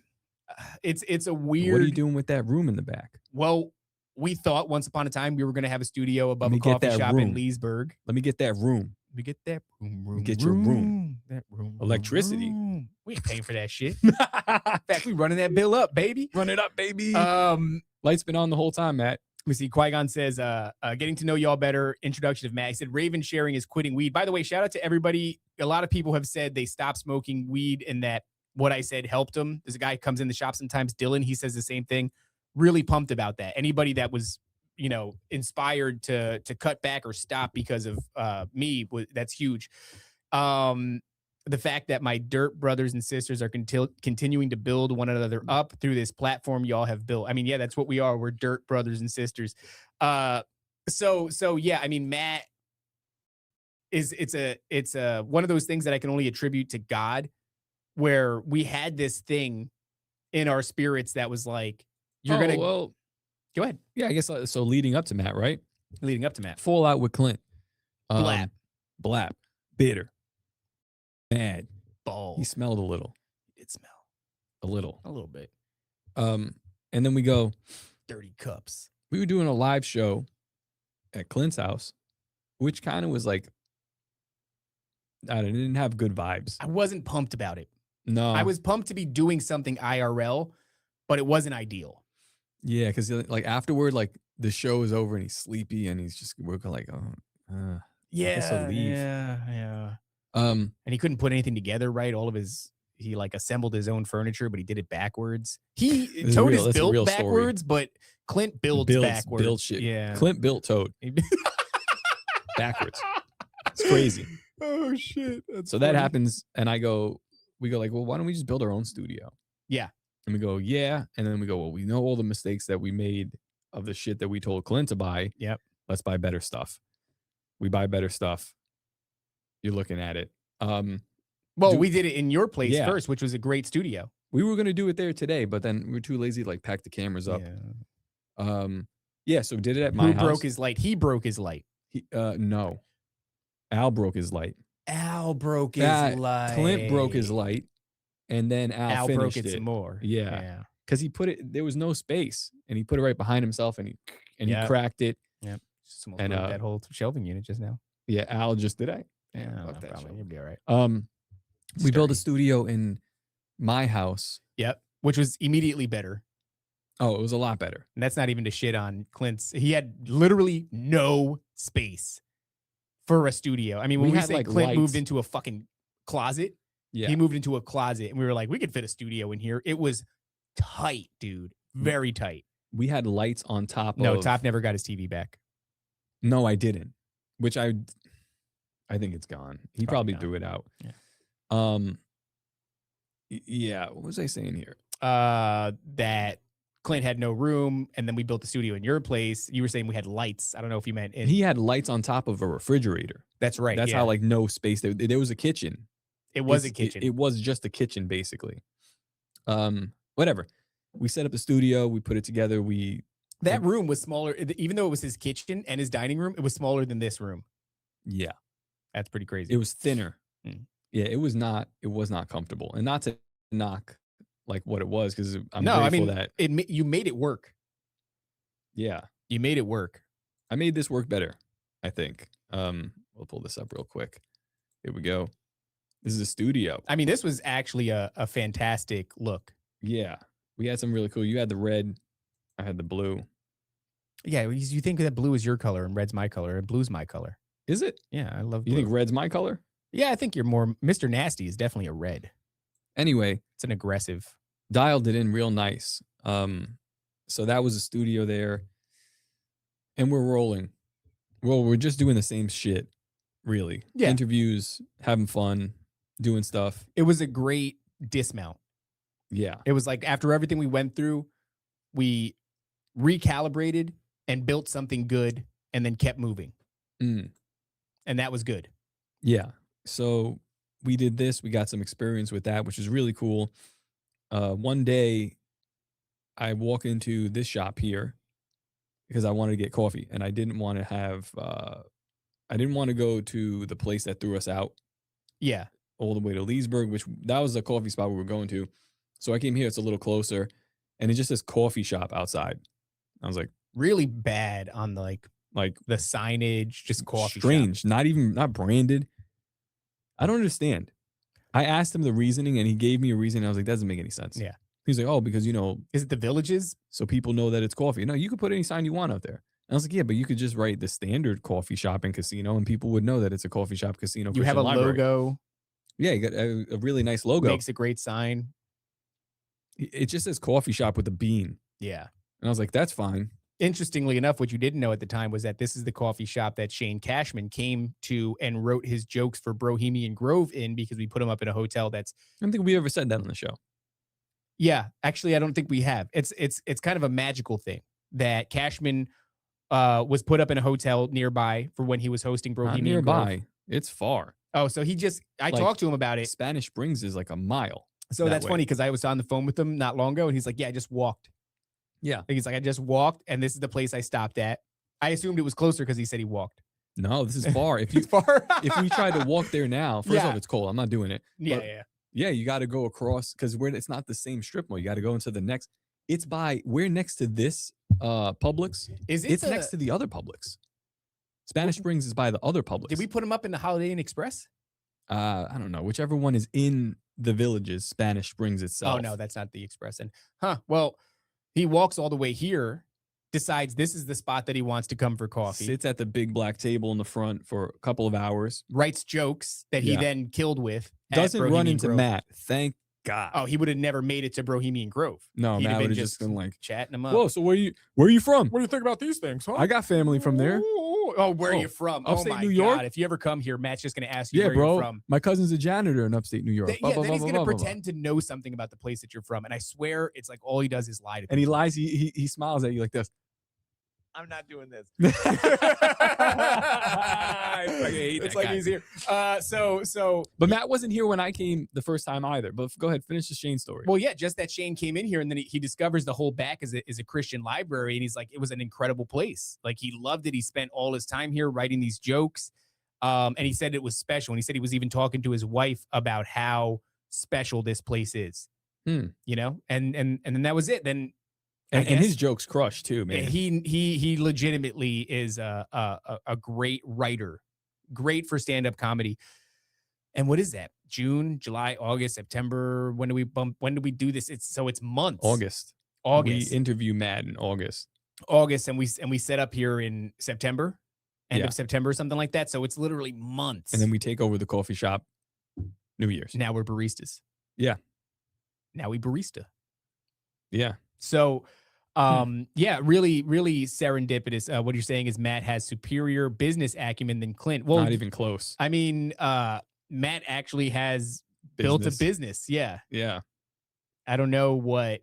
No, like serious business acumen. Like Matt is a salesperson. Incredible salesperson. Clint sold. What did he sell? He did like investments for people that were already rich. That was his dad's business. There's not really much business there. It's more like counting numbers, things like that. You have to have some sort of people skill, but like to get somebody. I've never seen anybody with as much people skill as Matt. And I've worked a lot of retail and shit like that. Like growing up, I worked in sales. I was in, furniture sales and shit like that. Like this dude is a killer. He's a killer. And he's not like a closer. He's not like a dude that's selling you shit. He's a dude that gives a shit about you. Yeah. Like wants to know about you, remembers things about you, remembers things about everybody who walks through the door. Like it makes me sick. I can't stand it. I'm like, I don't want to do that at all. When he was like, we should go to the hood and give some of like this food away. I was like, I am not going to the hood. Nope. I'm not touching these people. I'm not looking at them. I'm done. I've been out of the hood for long and I'm done. I'm not going back. But this is a guy that literally would go there and talk to like, crackheads. Yeah. Which is like amicable. Like, I think that's actually an honorable thing. I don't have that in me. I'm not an honorable man. So yeah, man, I mean, he is a dude with actual business acumen. He knows a guy for everything practically. Yeah. Which is another skill that you just can't, the only way you get there is by talking to every single person that walks through that door. So yeah, man, I mean, you walk through one day and I guess the first day he wasn't here, but another time when you showed up, he was here. Did you see the Bible? I mean, the library on your first visit? No, I didn't see anything. I was just sitting up there and Harry gave me coffee. I was like, coffee's good. Good. It's good coffee. Yeah. Yeah. I'm not like a big coffee guy, so I don't know. But it's actually good. Like when you taste other coffee, I'm like, yeah, I can't drink the other shit anymore. So I was there, but I did notice they had like Christian stuff up front. Yeah. And I was like, oh, that's interesting. Maybe I'll go. And I'm thinking about the show. I'm like, maybe I'll come and check these guys out. Maybe they'd be a good guest. We have a studio at the house. Yeah. We could talk to some people and then interview them there. Or interview them at the house or something like that. Or I don't know, something to do, something like community. And so I was like, all right, I'll come back another time. So I come back like in the morning, like real early, drop my wife off. Come in the morning and I'm wearing an NDS shirt, the Dragon Ball Z one. And I walk in and he's just like, making faces. And he's like, what do you know about the Nephilim? And I was like, and I'm always careful with like how like David, if somebody asks David in the shop, what do you know about the Nephilim? He's like, let me fucking tell you everything I know about the Nephilim. And they ask me, I go, this is a tricky subject. Mm. What do you think about the Sons of Set? Like, I was like, yeah, what do you know about it? So I like kind of like babyfoot around it. And I'm like, yeah, And he's like, what do you do? Real nasty. Yeah, he's got a Rude. yeah, he's got Fucking rude. his inquisitive. What do you mean? What do you mean? What do you mean? What do you What do? do you do? What? I was like, well, I own a t-shirt business. And he's like, oh yeah, oh right on. And then I go, and I do a podcast. And he goes, like for work? And I'm like, yeah. And he's like, that's not a real job. And I was like, no, and he's no. never stopped saying that. Yeah, I was like, but no, like we make money doing it. And he's like, what are you gonna drink? What do you want to drink? And I was like, this is who the fuck are you? What's your name? He's got such a weird way when he's asking questions. So he's talking to me, but immediately I realized when I'm talking to him, I'm like, oh, okay, this guy's a guy that I would like to have a conversation with, like on the show. Yeah. Like I could tell, I was like, all right, he'd be a good. He's got a great back and forth. Yeah, yeah. Yeah. There's the way he's passing, the way we're having the conversation. And I was like, yeah, I was like, you probably make a good guest on the show. You ever done a podcast before? He's like, oh no, I don't do the podcast, blah, blah, blah. And then he's like, but he wants to. And I can tell like he wants to, but I'll give him time to think about it. And eventually, like I come back again, I get his number. He gives me an episode of he did one podcast. It was like a business podcast. And the guy was asking all the wrong questions. Yeah, you tried to get me to listen to that. And I was like, fucking absolutely not. To this day, have not. I've listened to whatever you showed me, which is a brief clip. Cannot listen to that. Yeah, it's more about like he wanted to interview him about what he built because it's pretty cool. He built not just one coffee shop, Christian library, casino, but two at the same time during COVID and didn't go under. So the guy's talking to him about it. And then Matt goes into a story and I'm listening. I'm like, yo, this shit is like, this is an actual story. Yeah. This is a story that I would like, not just like to read on like a episode of Chronicles. I'm like, I want to talk to this guy because he went from like degenerate drug addict loser to coffee shop loser. Yeah. Yeah. And I was like, that's a good deal. Loser. Yeah. I thought it was cool. It's better than drug loser. So I was like, he was like, oh, did you like it? You like this thing? Do you think it was good? I don't know if it was good. Do you think it was good? I was like, it was fine. Let's do an interview. So we did it here in the. That's right. Yeah. We tried library. to do it with the Shure wireless things and we did it, but that was like stepping out of the norm for us. We were experimenting. I remember your wife was doing the board and everything and like the camera switching. Yeah, yeah. And I messed up with the audio because I didn't want to bring all the mics and all the stuff. But that could have been like real professional. I just one thing. But it turned out pretty good. And then after that, he was like, that was cool. That was cool. And I think he like after that, he probably really wanted to do. He's probably looking at what we did, and he has this intention in his mind. Yeah. Which he likes to blame us for, which is not true. He loves to blame us, but that's classic deflection. My intention, and I told David this, and it took you, I don't even know how long to get to I was very resistant, yeah. Yeah. Because you wanted me to go out in person and meet people and no, I just wanted you to go to a coffee shop. I was like, go to a coffee shop. This guy's that's what cool. I just said. And then I said, there's something to do here. Like I thought what we could do here is like maybe he'll let us come and we can film out in front and talk to people that come into the coffee shop. Because right away I'm like, these people are interesting. They're coming in and out of here. Yeah. Like, yeah, you did. You had a bunch of ideas. You're like, maybe we can, do interviews there, or maybe we could do this, maybe we could do that. But you what you kept saying is there's something here. Yeah. That was the phrase that you kept using. To be honest, I go, yeah, dude, fucking brown water. My ultimate goal, like with here, what I thought we could pull off was I was like, he really likes what we're doing. He wanted to do like more stuff, and I was like, yeah, I like to have him on too. Like we can talk. We started the Bible studies, and I was like, we can probably like he'll probably let us set up a table in the front, and we could just do like man on the street. That's stuff. right. Yeah, I remember that. As people come, I was like, that's what I thought was cool, and I was like, yeah, we could totally do that. Yep. Bring a camera, bring like a little thing, move back and forth, and like that's the goal. Yeah. And then it turned into something else. It turned into something. I mean, I wouldn't have been so presumptuous to imagine that we could have ever done this here. But yeah, no, because as soon as I talked to him, I could feel that that's exactly what he wanted. Yeah. And you were cautious about it. You're like, I don't want to assume this or whatever. I also don't want to do this. This is it's a big undertaking. Yeah, And it's like you fall into that thing with Clint where Clint was very happy doing his show at his house. Yeah. And like when we were talking about moving it or like putting a It studio, just wasn't cozy for him. yeah, you could always he was always like because like he can wake up and go to sleep in Yeah. the fucking same spot. Yep. And for me, it was like that too. And he would sleep right there. He would sleep would on the sleep bench. that he on the did, I'm like on the table. We're recording. You know, we'd have to go there and wake him up. We're live right now. Remember that too, by the way? We woke him up a few times. There was sometimes sometimes he we were wouldn't answer. waiting for him. Yeah. And we're like, what is going on? We have a show to do. This motherfucker was asleep. He would do that during Tower Gang at 9 p.m. Sometimes that was like, crazy. Yeah, not show up and like, is today the day he quits? And then what was a bummer about it was like, damn, dude, like he has everything. Yeah. The ability to do the show is all hinging on this sleepy motherfucker. Not good, dude, because he's 875 years old. Yeah, dude, it was crazy. That was like I don't have a lot of actual negative things to say about the guy. You know what I mean? Because it's like I recognize a lot of it was just a weird circumstance that drove us apart, and it was like wires getting crossed and like whatever. Maybe you could say he's kind of douche for not seeing that too, but like that fucking sleepy, lazy shit. That actually reminds me that what we were talking about with Vicky Joy Anderson. Yeah, You got time? I'm good as long as the sun's still up. 2:14. I got some hours. Let's take a quick silent break. Just No silent break. We don't have that kind of time. You're abusing the time. okay. Vicky Joy Anderson said something that triggered a thought in my head. It was like towards the end of the episode. I don't know exactly where in the transcript it is. She said something. And I was like, that happened to me. That the happened. witchcraft shit? Yeah. Because now we're talking about sleepy, like being sleepy. Yeah, I So- remember this. Yeah.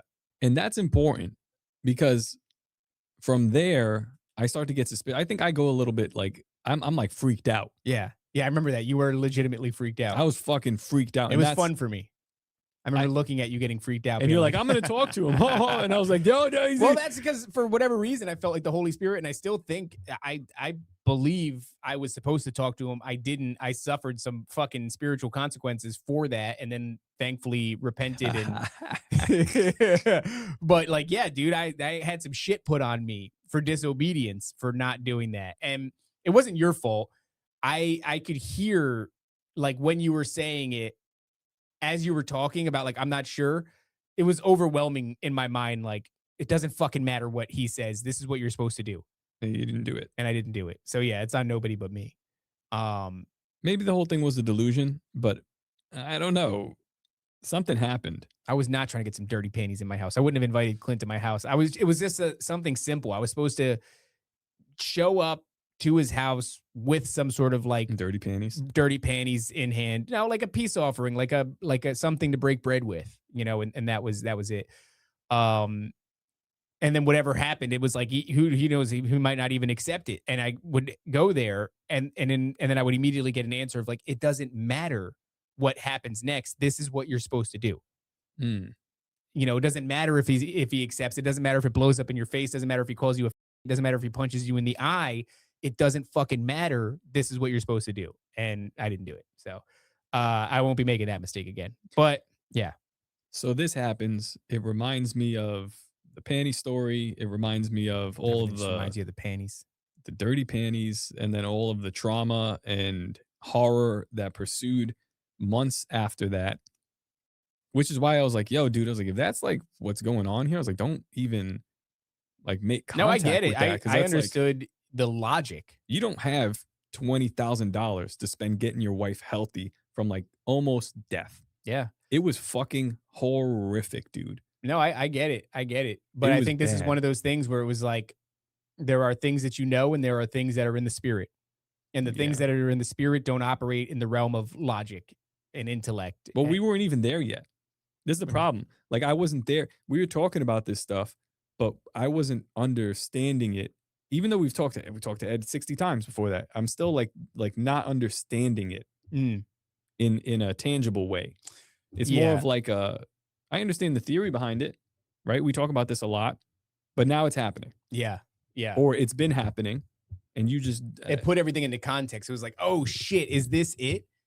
Which also explains why it fell apart. It was like, this isn't what mhm. you're not supposed to be yoked with this. And shout out to Scott.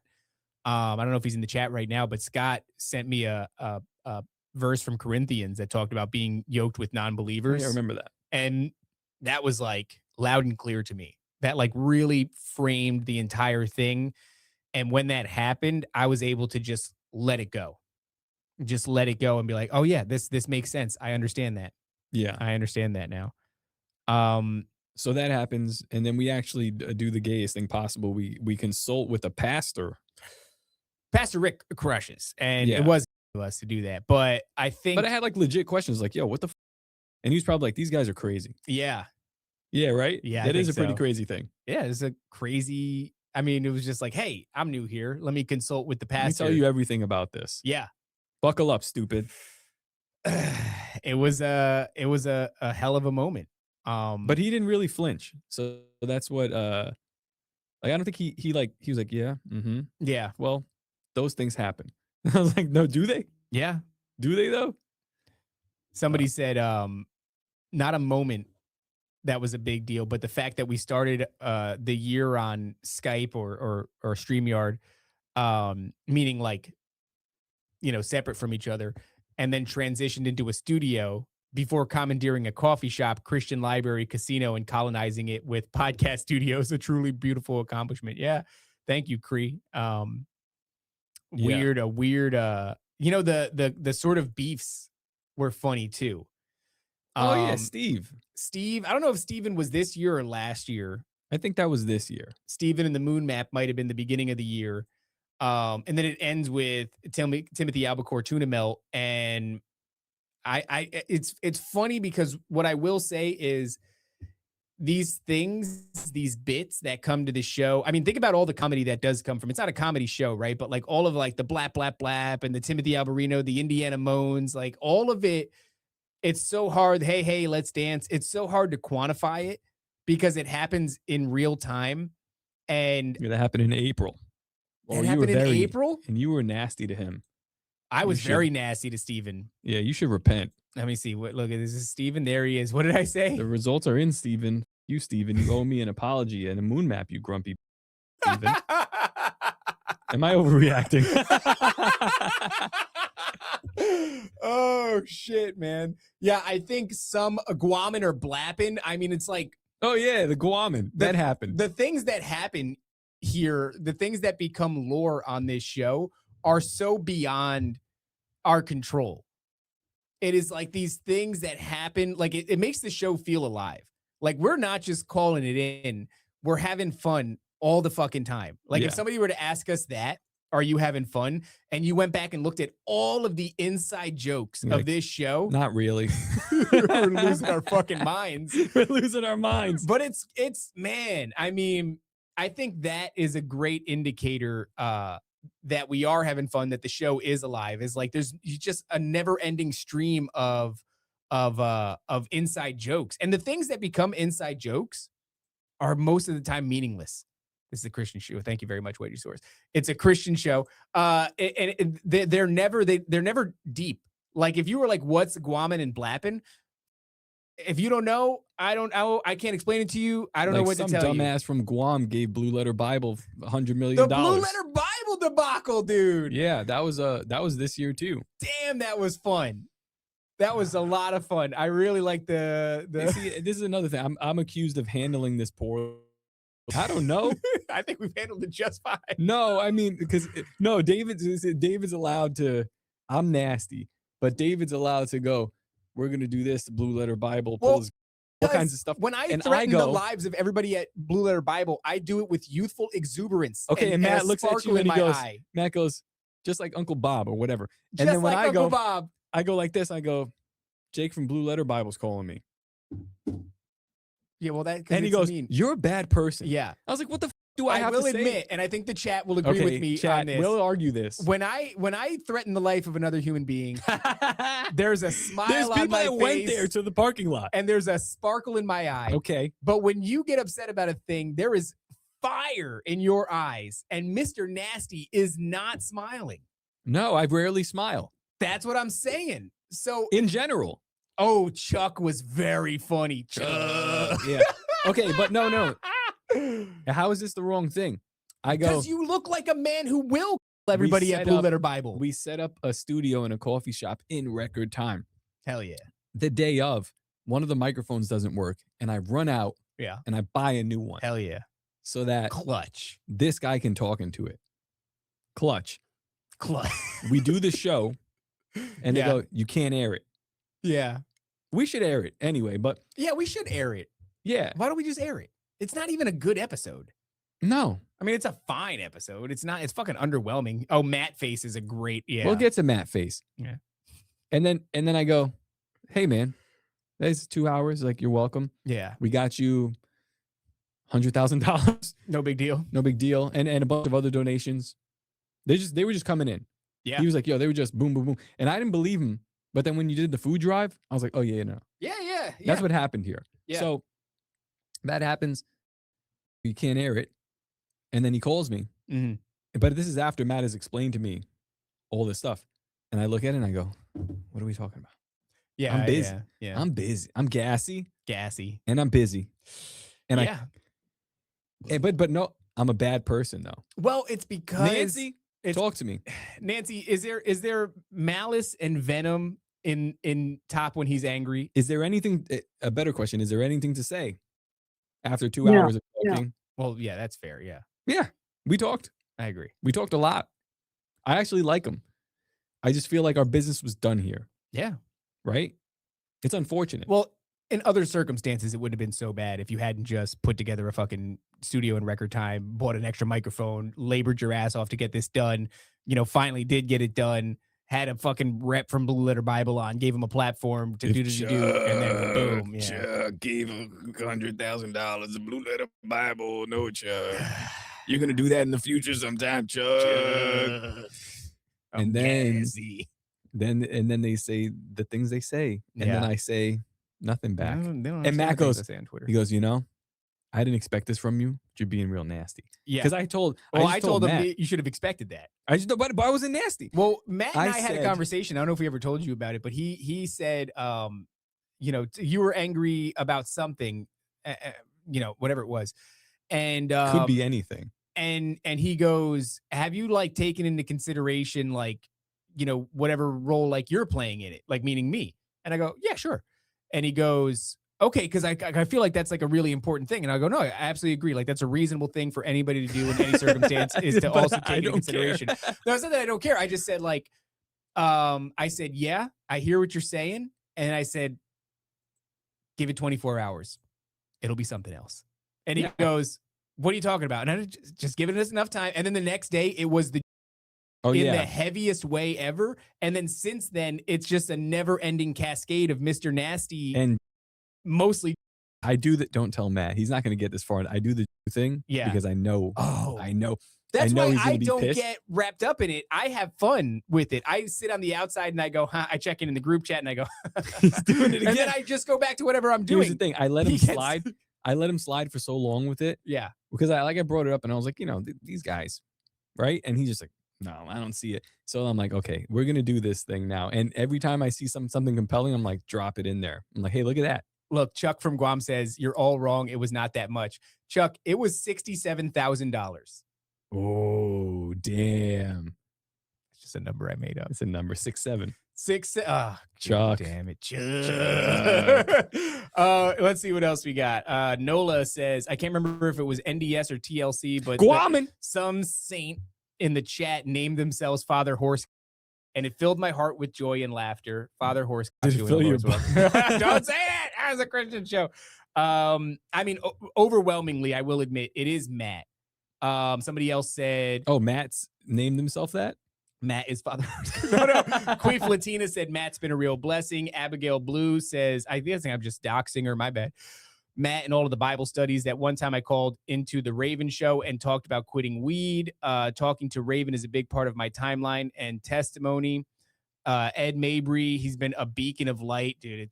Oh, yeah, Ed Mabry. We didn't talk about Ed Mabry. Ed. Well, what I want to do right now is say, after this show, guys, please go support Ed's episode on the confessionals, talking about the little season. Let's see how that did. Whether or not you are a little seasoner, because I know there are little seasoners that listen to the show, or you're against it, Ed lays out a really compelling, really thoughtful argument against the little season, but more importantly, a guy that has helped us in our own development spiritually, but also the development of this show, who's been a huge part of this community, who's been an endless source of really guidance. I mean, in some ways, Ed is a bit of a mentor figure to us. Go and support this episode, man. Two gay because dudes he with a black dad. crushed. Two bald dudes with a black dad in this one. There they are. Yeah. Man, he 20K should be way should more. be higher. Those numbers we got to pump those numbers up, guys. Go and support Ed. Go listen to this episode. It really was a shining moment for him to just show you all the tools that are in his tool belt. You know, Ed's one of those guys where like he surprises me all the time. I get so used to talking to him and kind of used to having him be a part of what we do here that when we go into kind of uncharted territory and then Ed just opens up a can of whoop ass in terms of like how much he actually knows about a subject. I'm like, damn, dude, he crushes. I mean, this guy can go anywhere, talk about anything. We started with him talking about the speed of light and how that relates to God and the spiritual realm. 501c3 Ed, that's right. That's his right. nickname now. And now, you know, it's like I said, in a lot of ways, especially for me being a baby Christian, and this show has always been part of like my learning experience. Ed has helped me tremendously understand God. And so this episode was one of those things. I don't want to like it's not glaze talking him? bad. No. I just mean like if you watch Ed on NDS, what he's done on those like 50, 60 episodes, it's not, you're not going to get anything new, but you're going to get a refined dude, it product. Was, I told dude. him, I was like, man, that was sharp. What you did was take all of your points and somehow like just, you know, confine them into these like really astute, sharp he's been sentences. Like this is like the blacksmith, you know, like that's not what I meant. That's not what I meant. But I mean, he's been here, refining these ideas, these arguments, these talking points, these theories, you know, all of these things. And then he goes on the confessionals and he just lays out this like masterclass. I'm looking forward to his solo episode with Tony because that's gonna be great. Yeah, Joel Thomas was on this one and that was fine. What I will say is, because I'm like, damn man, Ed should have had his own thing on this. Joel laid out really excellent points. I'm listening to a part right now. I forgot what it was, but I'm in the car and I'm like, that's a great fucking refute, man.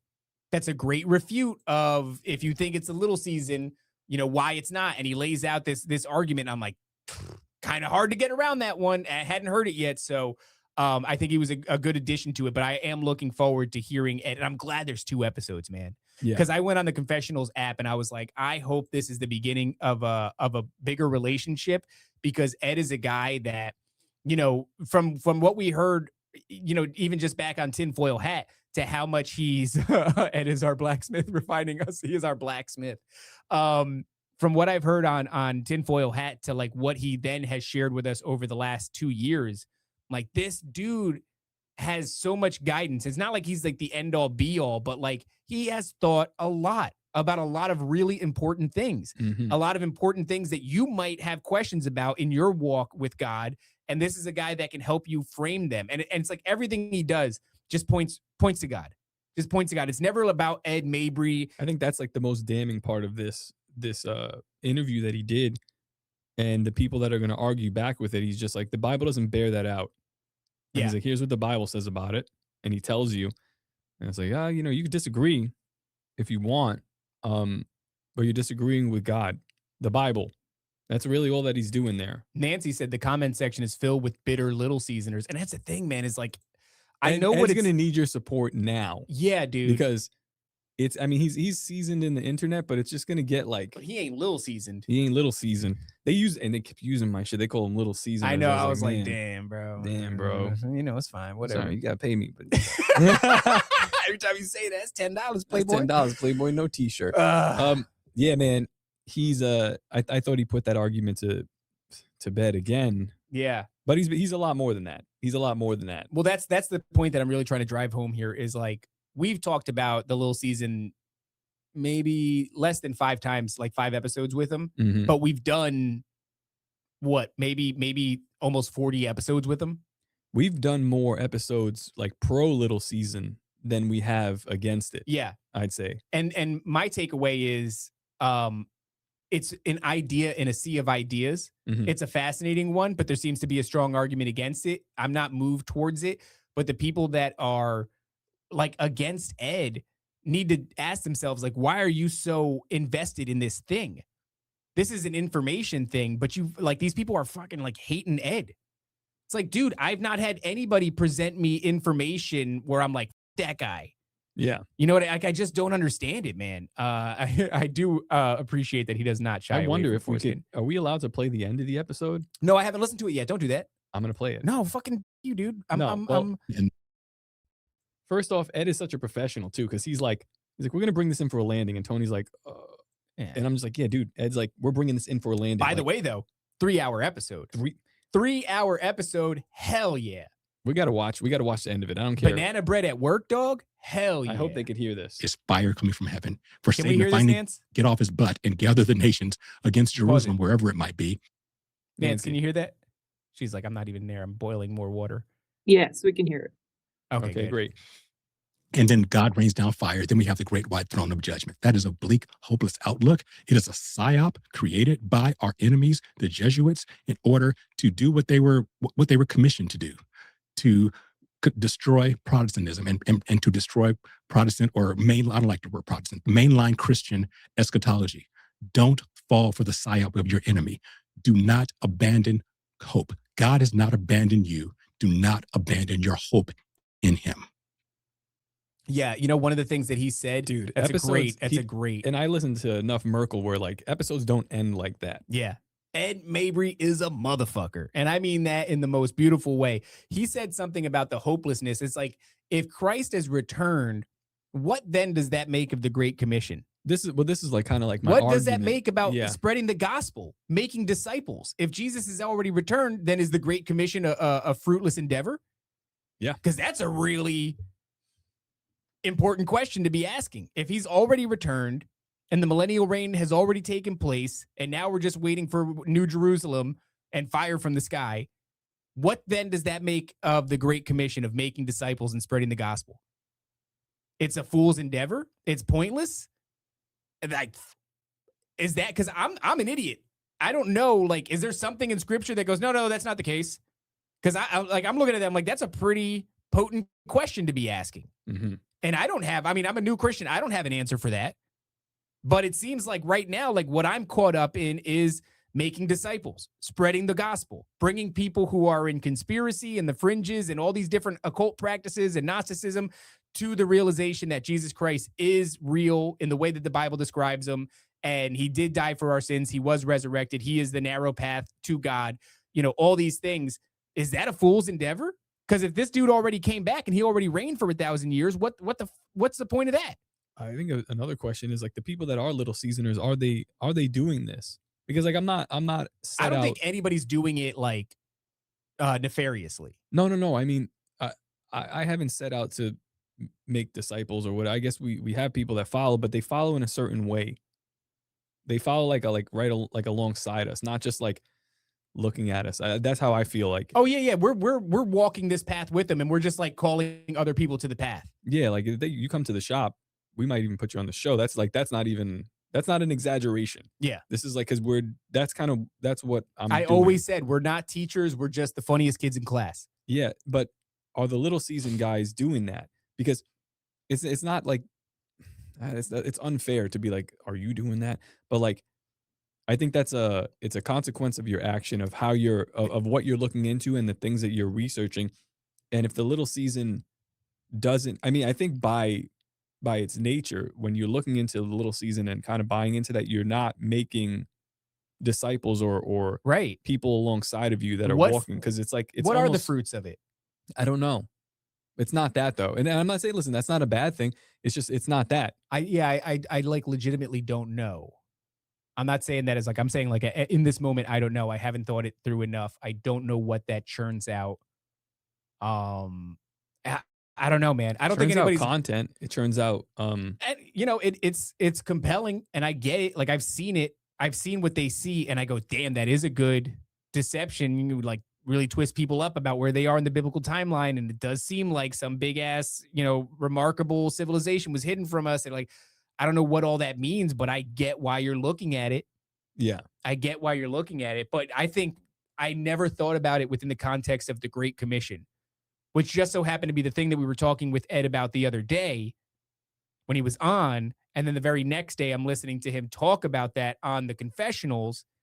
And I'm going, oh, yeah, dude, if we're called to make disciples of men, are we like, what is it? What happens to the Great Commission? Does it end? Is that work done when the millennial reign comes?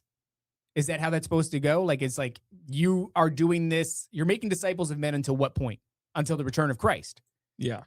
And then after he reigns for a millennium, whatever, a millennial, what then are you supposed to do? And if it's not make disciples of men because Christ has already returned, what the hell are we doing? Good question. But you reminded me of the Great Commission. Reminds me of one of my favorite episodes, or one of our favorite guests. Oh, this was crazy. Yeah, this was dude. nuts. And this is like, yeah. Let's just check this out. Play that. Let's check it out.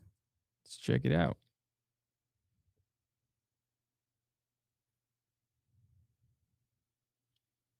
It's not on the screen.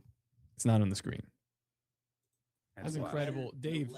I just started recording because so yeah, people, what happened here is Dave just walked into the coffee shop. You drove from Indiana, of all places, too. Indiana's a strange place. I still gotta hit him up I'm about sure the you've game. heard all of our stuff on it. just to come here and like bless us with what you said, man. It's crazy, and I thank you for coming down here. But I want to at least show the people. Always, yeah. Let's just skip down to this part. But yeah,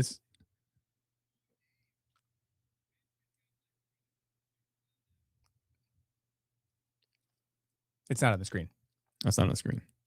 God, we just want to thank you for the brother coming all the way here, 1,200 miles, to tell us that what we're doing is right, and it's because of you, Lord. We're just incredibly grateful for that you would let us be servants in the earth to you. And we do recognize that this is some form of an attack on his physical body. We just pray that you would correct it and heal it. In your name, Jesus. Amen. Amen. Crazy. So crazy, dude. That guy is the man. Shout out to Dave. I have to remember to reach out to him to start finalizing some of the details on this NDS video game. Yeah, I guess we're talking about favorite moments. Yeah, that was definitely one of my favorite moments. Yeah. Man, I'm going to see favorite moments as far as the show is concerned. I'd almost have to scroll through our catalog to like kind of jog my memory. Sometimes, because I think the amount of content that we pump out per week, it's like some of these memories just get buried. Yeah. You know what I mean? Let me see. If I scroll through, I might be able to find a couple of big ones. I mean, definitely the Mother Horse Eyes thing for me was like, yeah. Oh yeah. That really whole breakdown that fascinating. we did of it was great. that, well, we never did a real breakdown. We of just it. talked about it. We Like, just- just no, like, but I'm that was saying cool. Listening to it Yeah. was nuts. Oh, we went to the Fountain of Youth. Smelled Oh their my fart God, water. dude. That was this year. And then discovered that we're not documentarians. Yeah. Yep. Got wrapped up in a conspiracy to arrest somebody and never really. Never freed him from jail. Still in jail. We interviewed a guy about Tartary and the Cabbage Patch Kids. Turns out he's a little seasoner, doesn't believe in Jesus. That was confusing. That was fun. That was a confusing time. Really cool moment in the show. There's a lot of moments. Marzinski and Brian. That was a Marzinski and big Brian. episode, man. That was a cool episode. I got to go to Frank's Jamboree. Oh yeah, that was this year. Yeah, and I got to I was like one of the only performers there. And that was a kind of a really meaningful thing because Frank has been a homie for a while now. And in particular, his fan base, the Franklies, like really, really with us. And so to be there and to meet people from like his side of the fence that were fans of what we do, and then being able to perform, I guess it's what I ended up doing there at his live event, which he said he was inspired by Bohemian Grove to do that. Wow. Because he thought that it was important to meet people in real life and to do something in real life and to get this thing off the internet and to go and shake hands and see the faces of the people that support you. And he invited us to go and do that. And it was a bit of a trek to get out there. It sucked why I ass, didn't dude. go. It sucked ass getting out there. I got to go in 2 weeks. Oh, to New York. You should see about going and hanging out with Frank. That could be cool. Yeah, maybe I'll try to. I don't know, Frank. I don't know if Frank likes me as much as he likes you. So I think he does. Well, I think he does. People were asking about, a lot of people were asking about you while I was there. And but that was really nice. That was a cool thing to have been a part of. Let's see what else. Yeah, we got to meet Jamie Henshaw Dyer this year and then do a couple of episodes with her. Johnny Cerrucci, that's a guy that we got to get back on. I would like to have him on. We talked to Andrew Meyer. That was weird. yeah, we talked to like a hell of a big old. And I like Andrew. I like him too. Yeah, he's very cool. yeah. Why would people say those things about me? I don't know why he would say about with the foreskin and all the things that he did with the foreskin. I don't think he did the things with the foreskin. Let's see. Who are we on? What episode was this? I don't even know what this is. Damn, dude. It has been a crazy year. It's been a super crazy year. Oh, Brad Bankley. That's right. That was good. Brad Lale came to the shop. Brad Lale came to the shop. Steven, a biblical hitman, came to the shop. Yes, Steven. I mean, this is somebody that I think in the future we might be seeing a little bit more. There are people in this arena that are like sleepers, I think. And I think Steven is a person that's going to shape up to be a weird sort of sleeper in a way. Guy works hard, understands what this is. Ed, obviously, we nailed it with Ed. We're like, when we saw him, we're like, yeah, that's a guy. That's like a. We've said this. How come nobody else recently. has picked him up? And now that he's been on, oh my god, now that he's been on the confessionals, he is gonna crush, man. Yeah, his phone's gonna be blowing up. He's gonna be everywhere. I bet you. And we have the second episode coming up with him. He's really gonna get to showcase all of the helpful information that he's cultivated over the years that he's been doing this. 10 years on Faith by Reason. And I think now is the season for this guy. It's a big season, not a little one. I think he's going to really come out, man. I think people are going to be hitting him up and he's going to be making the rounds on all kinds of shows. And I mean, as helpful as he has been for my walk with God, I think he's going to be equally as helpful for other people. Countless other people, dude. Countless other people. Yeah. Tim Constantine. I was just looking at NDS Chronicles, Steve Wilkos. Oh, that was funny. Funny. It's been a lot. It's been a lot. I think it's cool that we're going to start this new year off with this food pantry, which, by the way, like, thank you guys. We've gotten somewhere in the neighborhood of like $3,000 in donations. I think we're good. I don't think we need any more donations. I'm actually a little bit worried about trying to do anything with more money than that, because I think we're going to mix it up. I think we're going to have some product, some gift cards to like Publix and shit like that, and just try to, because this is going to get like, anything more than $3,000 in food materials is like, what the does that even look like? That's going to be crazy as hell. And we're just two dudes. Well, we'll have Matt's help, but Matt's got a coffee shop to run. So it's really just two dudes, trying to do all this. Yeah. And I think that's what we're touching on with the whole witchcraft thing, going back to church, that community there kind of, I don't know. I'm involved a little bit with it. David's wisely not getting involved. No, I'm not going to get involved. But $3,000 worth of ramen noodles. That's what everybody. Oh boy, that's what everybody's going to get. And I think for me, a little bit, the highlight has been being able to produce Matt's show. Oh yeah, like it's a great product. Yeah, I really, excuse me, enjoy doing that. I'll pull some of it up on the stage. But it's a great addition to NDS. It's something that I'm happy to have on. Yeah, because it's like a thing. Let's what do I do? Go back. This is a thing that we've made that I don't know how to explain it, but it's got something special about it. And there's only a couple of episodes in this, but every single one of them has hit hard. Yeah. In a way that we wouldn't be able to do this type of a show. Like no, I couldn't do no. Yeah. And I'm looking forward to seeing this thing grow as we continue to like refine it, sharpen it up, seeing what it is, watching Matt get better at doing this as he's doing it. I'm Yeah. getting better at producing what we're doing here. I think this is going to be something pretty special to watch. I don't know if it should be on its own channel. Well, the only reason I don't think it should be on its own channel is because who the hell's going to run that channel? It's just more work, Yeah, you it's know, more work. and we've just got so much going on right now. But maybe one day it should be its own channel. It's honestly, it's like I'm conflicted between it should be its own thing, versus like I also don't want to let that go off of our network, whatever we have here. Oh because yeah. Well, it's I want to not- keep offering it to the people who've tagged along for the ride so far. It's like, it's not just about the views, because it's like it doesn't get as many views as the shows that we do, but it's gonna do more because of what it is. I could tell Well- when I'm making it, I'm like, this thing is a different type of yeah. content, and it's gonna do, once it's placed and people see it, it's gonna go crazy. But also it's like, that's why I don't want to, I really don't want to put it on another channel, because it's like, yo, you guys came along for us. Some of these people have been here for the full 2 years. And it's like, you've been a part of this journey. You've seen everything that we've gone through and the development that we've gone through. And now we're at this point where it's like, we get to offer you something good for your spirit. Mm-hmm.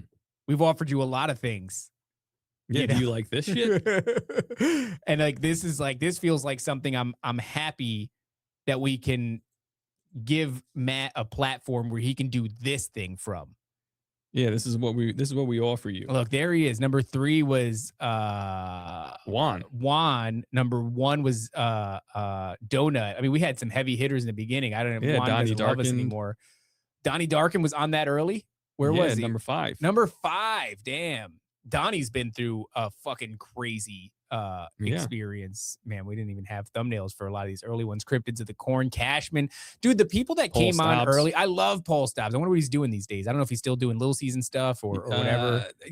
I saw a clip of him recently, but he's just got stuck in it. He's a wealth of information. Colin, really smart guy. number Colin, 15. yep. Colin, This is where we started. the fucking By the way, we're going to talk about QAnon shaman. we talk about this guy. Who's it? Rife, dude. I don't even know what happened. Rife fell off the face of the earth. He said he asked us to spread the message, and I don't really know how to do it. Oh yeah. He shut down his website. He shut down the business for the time being. He wants to get back. I don't have any time frame on it. I have no idea. He's going through like a lot of crazy shit. I'm not at liberty exactly what to say. What did he say to like spread? I don't even know. Tell people. He said, tell people about like what's going, that I'm not going to be around. And I was like, well, That's what's self-evident. Yeah, I was like, well, they're not seeing you, so what's going on? Somebody. Nancy said my favorite was when Raven got shingles, dude. That sucked ass. Oh yeah, I remember that. I got shingles. I got shingles twice. And one of them was on this show. Yeah. He asked if I wanted to handle an announcement for him. I've been shut down by the FBI, who has been and is currently investigating me. All of my money is gone. The business has been closed down. I'm standing firm on my promise that I'll give away everything publicly. It'll be a year that I'm gone, but I'll be back. Also, there's a murder involved. For a conspiracy show, I should be all over this. I don't even want to touch it. I don't. Those words, I go, what, dude? And I don't even want to. Yeah, he's a murder involved. The FBI shut you down. What? He's giving away all designs and files for the Rife machine for free to anyone who will ask. So he asked me to make this announcement to people. Should we start producing them here? Yeah, we'll make them in the back next to the casino. Yeah, dude, I don't know what the hell's going on there. Rife he's a dude. He's a weird dude. Good dude. He's only ever been kind to me. He's incredibly been great. kind. Yeah, he's the one that helped us like do this show. Us do the show full time. Us, Cult of Conspiracy. He's like one of the. He bought me a fucking computer. That's his tablet. He gave me that. He was on episode 2. Yeah. I don't know. I was there when he almost burnt down the entire house with 2 tomahawk steaks. Oh yeah. He invited us over to a place and the steak fat just got to dripping on that grill, dude, and it almost lit up an entire Airbnb, and it was actually terrifying. I was like, holy shit. But Yeah. always a good dude. I just don't know what's going on with him. I don't know, dude. Honestly, this guy, what's happening with him might be something that we're going to talk about years from now as like, yeah, what was that doctor? The doctor that was like curing cancer and shit. Oh, yeah. And then the FBI came and shut down and shit. Pull up the thing. I want to see what other these early episodes that we did. I know this is like not 2025, but it is kind of fascinating the people that we got on. Gary Wayne, episode 28. Oh, Faceless. Look, what was that? Episode 20 is we Too Far from God's Light with or 24. Is that 24 or 26? Where are we at? I don't know. Ed Mabry. It's right beneath Neph to Yeah, America, there we Volume go. 9. 26. 26, man. Oh, Dave of Isaac's Army, dude. We have to have him back on it again. That's a local guy, too. He's not even that far from us. Yeah. Wow. Leonardo Joni, episode 22. Very early. Look, L.A. Marzulli. Tony Merkel, episode 21. Marzulli was 18, it looks like. Man. and Jerry. Marzinski was 16. A lot of heavy hitters. This show used to be better. Yeah. The quality of our guests is declined significantly. No, I mean, we still have fantastic people on. It's just like I'm not so worried about guests as Oh, that's much our these boy. days. Timothy Alberino, what episode was that? I don't know. I didn't number it, Nah, well, there you go. but it's coming soon after. I mean, Joel, Dr. Shiva. yeah, Man, it's crazy. what a wild ass What a stupid ride it's been a crazy ride. so far. It's been a crazy ride. What are we gonna do? What are we gonna do next? I don't know. Maybe we'll open up a podcast studio in a coffee shop. Now maybe we'll make a fabrication shop, NDS Fab Shop. Yeah, that's possible. I don't know. What do you guys? Yeah, wanna I was gonna see? say, what do you guys think we should do? That's a better question. We talked all this shit about what we did. Like, damn, we did all that. Look at we kissed. Weird. Yeah, man. What do we do next? A flip. Anybody? Speak up. Nancy?